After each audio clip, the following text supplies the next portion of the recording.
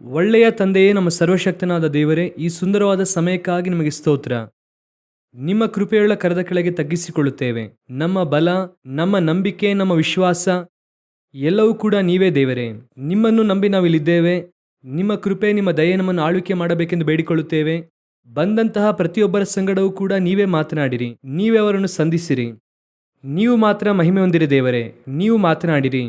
ನಮ್ಮ ದೇವರಾದ ಯೇಸುವಿನ ನಾಮದಲ್ಲಿ ತಂದೆಯೇ, ಹಾಲೆಲೂಯ.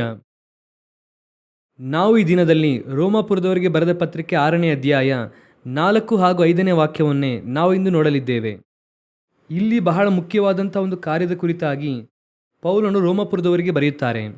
ಬರೆಯುವಂತಹ ಸಮಯದಲ್ಲಿ ಅವರು ಹೇಳುವಂತಹ ಬಹಳ ಮುಖ್ಯವಾದಂಥ ಒಂದು ವಿಷಯ ಏನೆಂದರೆ, ಹೇಗೆಂದರೆ ನಾವು ಆತನ ಮರಣಕ್ಕೆ ಸಾದೃಶ್ಯವಾದ ಮರಣವನ್ನು ಹೊಂದಿ ಆತನಲ್ಲಿ ಐಕ್ಯವಾಗಿದ್ದರೆ, ಆತನ ಪುನರುತ್ಥಾನಕ್ಕೆ ಸಾದೃಶ್ಯವಾದ ಪುನರುತ್ಥಾನವನ್ನು ಹೊಂದಿ ಆತನಲ್ಲಿ ಐಕ್ಯವಾಗುವೆವು. ಈ ಆತ್ಮಿಕ ಜೀವಿತ, ಕ್ರೈಸ್ತ ಜೀವಿತ ಎನ್ನುವಂಥದ್ದು ಏನೋ ಸಾಂಪ್ರದಾಯಿಕವಾದಂಥದ್ದಲ್ಲ. ಕ್ರೈಸ್ತತ್ವ ಎನ್ನುವಂಥದ್ದು ಒಂದು ಪರ್ಯಾಯ ಧರ್ಮವಲ್ಲ. ನಾವು ಒಂದು ಆಲ್ಟರ್ನೇಟ್ ಆದ ರಿಲಿಜನ್ನಲ್ಲಿಲ್ಲ. ನಾವು ಇದುವರೆಗೂ ಬೇರೆ ಮತದಲ್ಲಿದ್ವಿ, ಈಗ ಕ್ರೈಸ್ತನನ್ನು ಅಂಗೀಕರಿಸಿಕೊಂಡಿದ್ದೇವೆ, ಆದ್ದರಿಂದ ನಾವೆಲ್ಲ ಕ್ರೈಸ್ತರಾಗಿದ್ದೇವೆ, ಚರ್ಚ್ಗೆ ಹೋಗುತ್ತೇವೆ ಎಂಬುದಾಗಿ ಆ ರೀತಿಯಾಗಲ್ಲ. ಅಥವಾ ಕ್ರೈಸ್ತತ್ವದಲ್ಲಿ ಇರುವಂಥವರೇ ಈ ಸಭೆ ಎನ್ನುವಂಥದ್ದು ಒಂದು ರಿಲಿಜಿಯಸ್ ಸೈಟ್, ಅಂದರೆ ಒಂದು ಮತಕ್ಕೆ ಸಂಬಂಧಪಟ್ಟಂತಹ ಸ್ಥಳ. ನಾನು ವಾರ ವಾರ ಅಲ್ಲಿ ಹೋಗಿ ಬರಬೇಕು, ಯಾವುದಾದ್ರೂ ವಿಶೇಷವಾದ ದಿನಕ್ಕೆ ಹೋಗಿ ಬರುತ್ತೇನೆ ಎಂದು ಹೇಳುವಂತಹ ಸ್ಥಳವಲ್ಲ. ಆ ರೀತಿ ಒಂದು ವೇಳೆ ಅಂದುಕೊಂಡಿದ್ದರೆ ನಿಮ್ಮ ಅನಿಸಿಕೆಯೂ ತಪ್ಪು. ಕ್ರೈಸ್ತತ್ವ ಅಥವಾ ಯೇಸು ಕ್ರಿಸ್ತನನ್ನು ಅಂಗೀಕರಿಸುವುದು ಎನ್ನುವಂಥದ್ದು ಬೇರೆ ಒಂದು ಜೀವಿತಕ್ಕೆ ಗುರುತು. ಆ ಒಂದು ಜೀವಿತವನ್ನು ಜೀವಿಸುವುದಕ್ಕಾಗಿಯೇ ನಾವು ಕರೆಯಲ್ಪಟ್ಟಿದ್ದೇವೆ. ಆ ಹಳೆಯ ಜೀವಿತವನ್ನೇ ನಾವು ಜೀವಿಸುತ್ತಾ ಇದ್ದೇವೆ. ಹೊಸ ಹೆಸರಿನಲ್ಲಿ ಜೀವಿಸುತ್ತಾ ಇದ್ದೇವೆ ಅಂದರೆ ಅದಕ್ಕೆ ಯಾವುದೇ ಅರ್ಥವಿಲ್ಲ. ದೀಕ್ಷಾ ಸ್ನಾನ ತೆಗೆದುಕೊಂಡು ಹೆಸರು ಬದಲಾಯಿಸಿದ್ದಾಯಿತು, ಈಗ ಚರ್ಚ್ಗೆ ಬರಲು ಆರಂಭಿಸಿದ್ದೇವೆ, ಯೇಸುವನ್ನು ನಮಸ್ಕರಿಸುವುದಕ್ಕೆ ಆರಂಭಿಸಿದ್ದೇವೆ ಎನ್ನುವುದಕ್ಕಾಗಿ ನೀವು ಕ್ರೈಸ್ತರಾಗಿರುತ್ತೀರಾ ಅಂದರೆ ಇಲ್ಲ. ಆ ರೀತಿ ಬೈಬಲ್ ಹೇಳಿಲ್ಲ. ಅಂತಹ ಕ್ರೈಸ್ತರು ಬೈಬಲ್ನಲ್ಲಿ ಇಲ್ಲವೇ ಇಲ್ಲ. ಇಲ್ಲಿ ನಾವು ಎಲ್ಲಿ ಮಿಸ್ಟೇಕನ್ನು ಮಾಡುತ್ತಾ ಇದ್ದೇವೆ, ಎಲ್ಲಿ ಕೆಲವು ಕಾರ್ಯಗಳಲ್ಲಿ ನಾವು ತಪ್ಪಿ ಹೋಗುತ್ತಾ ಇದ್ದೇವೆ ಎಂಬುದಾಗಿ ಕೇಳುವುದಾದರೆ, ದೀಕ್ಷಾ ಸ್ನಾನ ಎನ್ನುವಂಥದ್ದು ಅಲ್ಲಿಂದಲೇ ಆರಂಭವಾಗುತ್ತದೆ. ಈ ಮಿಸ್ಟೇಕ್ ಅಲ್ಲಿಂದಲೇ ಆರಂಭವಾಗುತ್ತದೆ. ದೀಕ್ಷಾ ಸ್ನಾನ ಎನ್ನುವಂಥದ್ದು ಕ್ರೈಸ್ತತ್ವದಲ್ಲಿ ಒಂದು ಸಂಪ್ರದಾಯವಾಗಿ ಮಾರ್ಪಟ್ಟಿದೆ. ಅದೇನೆಂದರೆ, ನೀವು ಕ್ರಿಶ್ಚಿಯನ್ ಆಗಿದ್ದೀರಾ ಅಂದರೆ ದೀಕ್ಷಾ ಸ್ನಾನವನ್ನು ಖಂಡಿತವಾಗಿ ತೆಗೆದುಕೊಳ್ಳಬೇಕು, ತೆಗೆದುಕೊಂಡರೆ ನೀವು ಕ್ರಿಶ್ಚಿಯನ್ ಎನ್ನುವಂಥ ಹಂತಕ್ಕೆ ಬಂದಿದೆ. ಆದರೆ ನಿಜವಾಗಿಯೂ ಕೂಡ ದೀಕ್ಷಾ ಸ್ನಾನದ ಸಾದೃಶ್ಯ ಎಂಬುದಾಗಿ ಹೇಳುತ್ತಾರೆ. ಈ ಸ್ಥಳದಲ್ಲಿ ಅವರು ಹೇಳುತ್ತಾರೆ, ಈಗಿರಲಾಗಿ ನಾವು ದೀಕ್ಷಾ ಸ್ನಾನ ಮಾಡಿಸಿಕೊಂಡಾಗ ಆತನ ಮರಣದಲ್ಲಿ ಪಾಲುಗಾರರಾಗಿ ಆತನೊಂದಿಗೆ ಹೂಣಲ್ಪಟ್ಟೆವು ಎಂಬುದಾಗಿ ಬರೆಯಲ್ಪಟ್ಟಿದೆ. ಹಾಗಾದರೆ ದೀಕ್ಷಾ ಸ್ನಾನ ಎನ್ನುವಂಥದ್ದು ಯಾವುದಕ್ಕಾದಂಥ ಒಂದು ಕಾರ್ಯ ಅಂದರೆ, ಹಳೆಯ ಲೈಫ್ ಸ್ಟೈಲ್ ಎಲ್ಲವೂ ಕೂಡ ಮುಗಿದು ಹೋಗಿ, ನೀವು ನೀರಿನ ಒಳಗೆ ಹೋಗಿ ಹಳೆಯ ಲೈಫ್ ಸ್ಟೈಲ್ ಎಲ್ಲವೂ ಕೂಡ ಮುಗಿದು ಹೋಗಿ ನೀರಿನಿಂದ ಹೊರಗೆ ಬರುವಾಗ ಹೊಸ ಲೈಫ್ ಸ್ಟೈಲ್ಗೆ ಬರುತ್ತೀರಾ, ಹೊಸ ಜೀವಿತಕ್ಕೆ ಬರುತ್ತೀರಾ. ಈಗ ಕ್ರಿಸ್ತನು ಹೇಗೆ ಶಿಲುಬೆಯಲ್ಲಿ ಸತ್ತು ಜೀವಂತವಾಗಿ ಎದ್ದರು ಎಂಬುದಾಗಿ ನಾವು ಆ ರೀತಿ ಹೇಳುತ್ತೇವೆ ಅಲ್ವಾ. ಆ ಪುನರುತ್ಥಾನ ಎನ್ನುವಂಥದ್ದು ಏನೋ ಅದೇ ಯೇಸು ಪುನಃ ಪುನರುತ್ಥಾನನಾಗಿ ಎದ್ದಿದ್ದಾರೆ ಅಂದರೆ, ಯೇಸು ಮಾಂಸದಲ್ಲೇ ಇದ್ದಾರೆ, ಪುನರುತ್ಥಾನನಾಗಬೇಕಾದ ಅವಶ್ಯಕತೆ ಇಲ್ಲ. ಅದೇ ಯೇಸು ಇಲ್ಲಿ ತಿರುಗಿ ಬರುತ್ತಾರೆ ಅಂದರೆ ನೀವು ಪುನರುತ್ಥಾನವಾಗಬೇಕಾದ ಅವಶ್ಯಕತೆ ಇಲ್ಲ. ಈಗ ಪ್ರಾರ್ಥನೆ ಮಾಡುವಾಗ ಸುಂದರವಾದ ಒಂದು ಮಾತನ್ನು ಹೇಳುತ್ತಾರೆ, ನೀವು ಗಮನಿಸಿದ್ದೀರಾ ಅಂತ ಗೊತ್ತಿಲ್ಲ. ಪುನರುತ್ಥಾನದ ಶಕ್ತಿ ಎಂಬುದಾಗಿ ಹೇಳಿದ್ರು, ನೀವು ಗಮನಿಸಿದ್ರೆ ಎಲ್ಲರೂ, ಯೇಸು ಕ್ರಿಸ್ತನು ಜೀವಂತವಾಗಿ ಇದ್ದಾಗ ಇದ್ದಂತಹ ಶಕ್ತಿ ಬೇರೆ, ಪುನರುತ್ಥಾನನಾದ ನಂತರ ಇದ್ದಂತಹ ಶಕ್ತಿ ಬೇರೆ. ಅರ್ಥವಾಗುತ್ತಿದೆಯಾ ನಿಮಗೆ? ಯೇಸು ಜೀವಂತವಾಗಿದ್ದಾಗ ಬಲವಾಗಿ ಕ್ರಿಯೆ ಮಾಡಿದ್ರು, ನಮ್ಮೆಲ್ಲರಿಗೂ ಕೂಡ ಗೊತ್ತು. ಕುರುಡರು ಕಣ್ಣನ್ನು ಕಾಣುತ್ತಾ ಇದ್ದಾರೆ, ಕಿವುಡರು ಕೇಳುತ್ತಾ ಇದ್ದಾರೆ, ಕುಂಟರು ನಡೆಯುತ್ತಾ ಇದ್ದಾರೆ, ಸತ್ತವರು ಎದ್ದೇಳುತ್ತಾ ಇದ್ದಾರೆ. ಇದೆಲ್ಲವೂ ಕೂಡ ಯೇಸು ಕ್ರಿಸ್ತನು ಜೀವಂತವಾಗಿದ್ದಾಗ ಮಾಡಿದಂಥದ್ದು. ಅವರು ಜೀವದಿಂದ ಇದ್ದಾಗಲೇ ಮಾಡುತ್ತಾರೆ. ಇನ್ನು ಹೇಳಬೇಕು ಅಂದರೆ, ಅವರು ಮಾಡಿದಂಥ ಅನೇಕ ವಿಷಯಗಳನ್ನು ಹಳೆಯ ಒಡಂಬಡಿಕೆಯಲ್ಲಿ ಮಾಡಿದ್ದಾರೆ. ಅರ್ಥವಾಗುತ್ತಿದೆ ನಿಮಗೆ? ಕುಷ್ಠರೋಗಿ ಸೌಖ್ಯವಾದರು, ನಾಮನೇನಾದರು ಸ್ವಸ್ಥವಾದರು, ಸತ್ತು ಹೋದಂಥ ಒಬ್ಬ ಹುಡುಗನನ್ನು ಎಲಿಯ ಪುನಃ ಎಬ್ಬಿಸುತ್ತಾರೆ, ಎಲಿಶಾ ಎಬ್ಬಿಸುತ್ತಾರೆ. ನಿಮಗೆ ಗೊತ್ತಿದೆ ಅಂತ ಅಂದುಕೊಳ್ಳುತ್ತೇನೆ. ಆಹಾರದಲ್ಲಿ ಕೊರತೆಯಲ್ಲಿದ್ದಾಗ ಆಹಾರವನ್ನು ಏನು ಮಾಡುತ್ತಾರೆ, ಅಲ್ಲಿ ಇನ್ಕ್ರೀಸ್ ಮಾಡಿ ಕೊಡುತ್ತಾರೆ. ನಮ್ಮೆಲ್ಲರಿಗೂ ಗೊತ್ತು ಅಂತ ಅಂದುಕೊಳ್ಳುತ್ತೇನೆ. ಮಳೆ ಬರದಂತೆ ಮಳೆಯನ್ನು ನಿಲ್ಲಿಸುತ್ತಾರೆ, ನೀರನ್ನು ರಕ್ತವಾಗಿ ಮಾಡುತ್ತಾರೆ, ಕೆಂಪು ಸಮುದ್ರವನ್ನು ವಿಭಾಗಿಸುತ್ತಾರೆ. ಇದೆಲ್ಲವನ್ನು ಹಳೆಯ ಒಡಂಬಡಿಕೆಯಲ್ಲಿ ಮಾಡಿದ್ದಾಯಿತು. ಇದು ಮನುಷ್ಯನು ಮಾಡಿದಂಥದ್ದು. ಮಾಂಸದಲ್ಲಿ ಪ್ರಕಟವಾದ ಯೇಸು ಕೂಡ ಅದನ್ನು ಮಾಡಿ ತೋರಿಸುತ್ತಾರೆ. ಅದು ಜೀವಂತವಾಗಿದ್ದಾಗ ಪ್ರಕಟವಾದ ಶಕ್ತಿ, ಅವರಲ್ಲಿದ್ದಂಥ ಶಕ್ತಿ. ಈಗ ನಾವೆಲ್ಲರೂ ಕೂಡ ಜೀವಂತವಾಗಿ ಇದ್ದಾಗ ಇದ್ದಂಥ ಶಕ್ತಿಯನ್ನೇ ಕಾನ್ಸಂಟ್ರೇಟ್ ಮಾಡುತ್ತಾ ಇದ್ದೇವೆ. ಅದು ನಡೆದರೆ ಸಾಕು ಎನ್ನುವಂಥ ಹಂತಕ್ಕೆ ನಾವೀಗ ಬಂದಿದ್ದೇವೆ. ನಮಗೂ ಮುಂಚೆ ಇದ್ದಂಥ ದೇವಭಕ್ತರು, ಕಳೆದ ಜನರೇಷನ್ ಅಲ್ಲಿ ಇದ್ದಂಥ ದೇವಭಕ್ತರು, ನಮಗೂ ಮುಂಚೆ ಇದ್ದಂಥ ದೇವಭಕ್ತರು ಅವರ ಕಾಲದಲ್ಲಿ ನಾವು ನೋಡಿದ್ದನ್ನು ಹೇಳುತ್ತಾ ಇದ್ದೆ, ವಿಶ್ವಾಸಿಯಾಗಿ ಕೂತು ಕೇಳಿದ್ದನ್ನು ಹೇಳುತ್ತಿದ್ದೇನೆ. ಈಗ ನಡೆದದಕ್ಕಿಂತ ಅದ್ಭುತ ಹಲವು ಪಟ್ಟು ಜಾಸ್ತಿಯಾಗಿ ನಡೆದಿದೆ. ಬಹಳ ಸಾಧಾರಣವಾಗಿ ನಡೆದಿದೆ. ಸ್ಟ್ರೆಚರಲ್ಲಿ ಕರೆದುಕೊಂಡು ಬರುವಂತವರನ್ನು ಹಾಗೆ ನಡೆಸಿಕೊಂಡು ಕರೆದುಕೊಂಡು ಹೋಗಿದ್ದಾರೆ. ವೀಲ್ ಚೇರಲ್ಲಿ ಬರುವಂತವರನ್ನು ನಡೆಸಿಕೊಂಡು ಕರೆದುಕೊಂಡು ಹೋಗಿದ್ದಾರೆ. ಅದೆಲ್ಲ ಯಾವಾಗ ನಡೆಯುತ್ತದೆ? ಸಾಧಾರಣವಾಗಿ ಯೇಸು ಜೀವಂತವಾಗಿದ್ದಾಗ ನಡೆದಂತಹ ಸಂಭವ ಇಲ್ಲೂ ನಡೆಯುತ್ತಿದೆ. ಅಲ್ಲಿ ಒಬ್ಬ ಮನುಷ್ಯನಿದ್ದನು, 38 ವರ್ಷದಿಂದ ಹಾಸಿಗೆಯಲ್ಲಿ ಇದ್ದನು. ಹಾಸಿಗೆ ತೆಗೆದುಕೊಂಡು ನಡೆ. ಈಗ ಈ ಕಾಲಘಟ್ಟದಲ್ಲೂ ಕೂಡ ಅದು ನಡೆಯುತ್ತಿದೆ. ಹಾಗಾದರೆ ಇದೇ ರೀತಿಯಾದಂಥ ಶಕ್ತಿಯು ಯೇಸು ಕ್ರಿಸ್ತನು ಪುನರುತ್ಥಾನ ಆದ ನಂತರವಾಗಿಯೂ ಕೂಡ ಇದೆ ಎಂಬುದಾಗಿ ಹೇಳುವುದಾದರೆ, ಹಾಗಾದರೆ ಇದ್ದಂಥ ಯೇಸುವಿಗೂ, ಮಾಂಸದಲ್ಲಿ ಇದ್ದಂಥ ಯೇಸುವಿಗೂ ಪುನರುತ್ಥಾನನಾದಂಥ ಯೇಸುವಿಗೆ ಏನು ವ್ಯತ್ಯಾಸ? ಅವರು ಮಾಂಸದಲ್ಲಿ ಇರಬಹುದಾಗಿತ್ತಲ್ಲ, ಯಾಕೆ ಸತ್ತು ಪುನರುತ್ಥಾನನಾಗಿ ಎದ್ದೇಳಬೇಕಾಗಿತ್ತು? ಅದೇ ಕಾರ್ಯವನ್ನೇ ಈಗಲೂ ಕೂಡ ಮಾಡುತ್ತಾರೆ ಅಂದರೆ, ಹಾಗಾದರೆ ಇದಕ್ಕೆ ಯಾಕೆ ಪುನರುತ್ಥಾನದ ಶಕ್ತಿ ಎಂಬುದಾಗಿ ಪ್ರತ್ಯೇಕವಾಗಿ ಹೆಸರಿಡುತ್ತಾರೆ? ಓದಿರಿ, ಫಿಲಿಪಿಯರಿಗೆ ಬರೆದ ಪತ್ರಿಕೆ 3ನೇ ಅಧ್ಯಾಯ 10ನೇ ವಾಕ್ಯವನ್ನು ಓದಿರಿ. ಆತನನ್ನು, ಆತನ ಪುನರುತ್ಥಾನದಲ್ಲಿರುವ ಶಕ್ತಿಯನ್ನು ಚೆನ್ನಾಗಿ ಗಮನಿಸಿರಿ. ಪೌಲನ ಬಳಿ ಶಕ್ತಿ ಇಲ್ಲ ಎಂಬುದಾಗಿ ಇಲ್ಲ, ಅವರಲ್ಲಿ ಖಂಡಿತ ಶಕ್ತಿಯೂ ಇದೆ. ಅವರು ದಿಟ್ಟಿಸಿ ನೋಡಿ ಪ್ರವಾದನೆಯನ್ನು ಹೇಳುತ್ತಾರೆ, ಸೌಖ್ಯಪಡಿಸುತ್ತಾರೆ. ಅವರು ಹೇಳುತ್ತಾರೆ, ಓದಿರಿ ಫಿಲಿಪಿಯರಿಗೆ 3ನೇ ಅಧ್ಯಾಯ 10ನೇ ವಾಕ್ಯವನ್ನು. ಆತನನ್ನು, ಆತನ ಪುನರುತ್ಥಾನದಲ್ಲಿರುವ ಶಕ್ತಿಯನ್ನು, ಆತನ ಬಾಧೆಗಳಲ್ಲಿ ಪಾಲುಗಾರನಾಗಿರೋ ಪದವಿಯನ್ನು ತಿಳುಕೊಂಡು ಆತನ ಮರಣದ ವಿಷಯದಲ್ಲಿ ಆತನಿಗೆ ಸ್ವರೂಪನಾಗಿರಬೇಕೆಂಬುದೇ ನನ್ನ ಕುತೂಹಲವಾಗಿದೆ. ರಕ್ಷಿಸಲ್ಪಡುವುದಕ್ಕಾಗಿ ಎಲ್ಲವನ್ನು ಬಿಟ್ಟು ಬರಲಿಲ್ವಂತೆ. ಅವರು ಯಾವುದಕ್ಕಾಗಿ ಬಿಟ್ಟರು ಎನ್ನುವುದಕ್ಕೆ ರೀಸನನ್ನು ಹೇಳುತ್ತಾರೆ. ನಾನು ಈಗ ಇರುವಂಥ ಶಕ್ತಿಗಿಂತಲೂ ಬೇರೆ ಒಂದು ಶಕ್ತಿಯನ್ನು ಹೊಂದಿಕೊಳ್ಳುವುದಕ್ಕೆ ಬಯಸುತ್ತೇನೆ. ಮೇಲಾದ ಶಕ್ತಿಯನ್ನು ಹೊಂದಿಕೊಳ್ಳುವುದಕ್ಕೆ ಬಯಸುತ್ತೇನೆ. ಆ ಮೇಲಾದ ಶಕ್ತಿಯನ್ನು ಹೊಂದಿಕೊಳ್ಳುವುದಕ್ಕೋಸ್ಕರವಾಗಿ ನಾನು ಈಗ ಇರುವಂಥದ್ದೆಲ್ಲವನ್ನು ಕೂಡ ಬಿಡುವುದಕ್ಕೆ ಬಯಸುತ್ತೇನೆ. ಇವತ್ತು ನಾವು ಯಾವ ಸ್ಥಳದಲ್ಲಿ ನಿಂತಿದ್ದೇವೆ? ಈಗಾಗಲೇ ಇದ್ದಂತಹ, ಜೀವದಿಂದ ಇದ್ದಾಗ ಇದ್ದಂತಹ ಶಕ್ತಿ, ಅದಕ್ಕೇನೆ ಈಗ ಹೋರಾಟವಾಗಿ ಇದೆ. ಅದಕ್ಕೆ ಈಗ ಏನಾಗಿದೆ? ಹೋರಾಟವಾಗಿ ಇದೆ. ಅವತ್ತು ದೇವಭಕ್ತರು ಮಾಡಿದಂಥ ಅದ್ಭುತ ಸೂಚಕ ಕಾರ್ಯಗಳನ್ನು ಇವತ್ತು ಮಾಡುವುದಕ್ಕೆ ಜನ ಬಹಳ ಕಮ್ಮಿ. ಅವತ್ತು ಎಷ್ಟೋ ಸರ್ವೇ ಸಾಧಾರಣವಾಗಿ ಅವರು ಮಾಡಿದಂಥ ಅದ್ಭುತಗಳು, ಅಂದು ಅಂದರೆ ಬೈಬಲ್ ಕಾಲವನ್ನು ಹೇಳುತ್ತಿಲ್ಲ, ನಮಗೂ ಮುಂಚೆ ಇದ್ದಂತಹ ಕಾಲದಲ್ಲಿ, ರೆನಾಲ್ಡ್ ಬಾಂಕಿ ಅವರ ಕಾಲದಲ್ಲಿ, ಮಾರಿಸ್ ಸಿಲೋ ಕಾಲದಲ್ಲಿ, ಅವರ ಕಾಲದಲ್ಲಿ ನಡೆದಂಥದ್ದನ್ನು ಹೇಳುತ್ತಿದ್ದೇನೆ. ಅವರು ಮಾಡಿದಂತಹ, ಈಗ DGS ದಿನಾಕರ್ ಅಂಕಲ್ ಆಗಿರಬಹುದು, ಇಲ್ಲಿ ಜಾನ್ ಜೋಸೆಫ್ ಪ್ರವಾದಿಯಾಗಿದ್ದರು, ಅವರ ಕಾಲಘಟ್ಟದಲ್ಲಾಗಿರಬಹುದು, ಒಂದು 30-40 ವರ್ಷಗಳ ಹಿಂದೆ ಅವರು ಮಾಡಿದಂತಹ ಆ ಮಹೋನ್ನತವಾದಂತಹ ಕಾರ್ಯಗಳನ್ನು ಪುನಃ ಮಾಡುವುದಕ್ಕೆ ಈಗ ಜನರಿಲ್ಲ. ಬಹಳ ಕಡಿಮೆಯಾಗಿದೆ. ಇಲ್ಲ ಎಂದು ಹೇಳುತ್ತಿಲ್ಲ, ಕಡಿಮೆಯಾಗಿದೆ. ಅದು ಜೀವಂತವಾಗಿದ್ದಾಗ ಯೇಸು ಮಾಡಿದಂಥದ್ದು. ಪುನರುತ್ಥಾನದ ಶಕ್ತಿ ಎನ್ನುವಂಥದ್ದು ಬೇರೆ. ಅಲ್ಲಿಗೆ ನಾವು ಇನ್ನೂ ಬಂದೇ ಇಲ್ವಲ್ಲ, ಹಂತಕ್ಕೆ ನಾವು ಬಂದಿಲ್ಲ.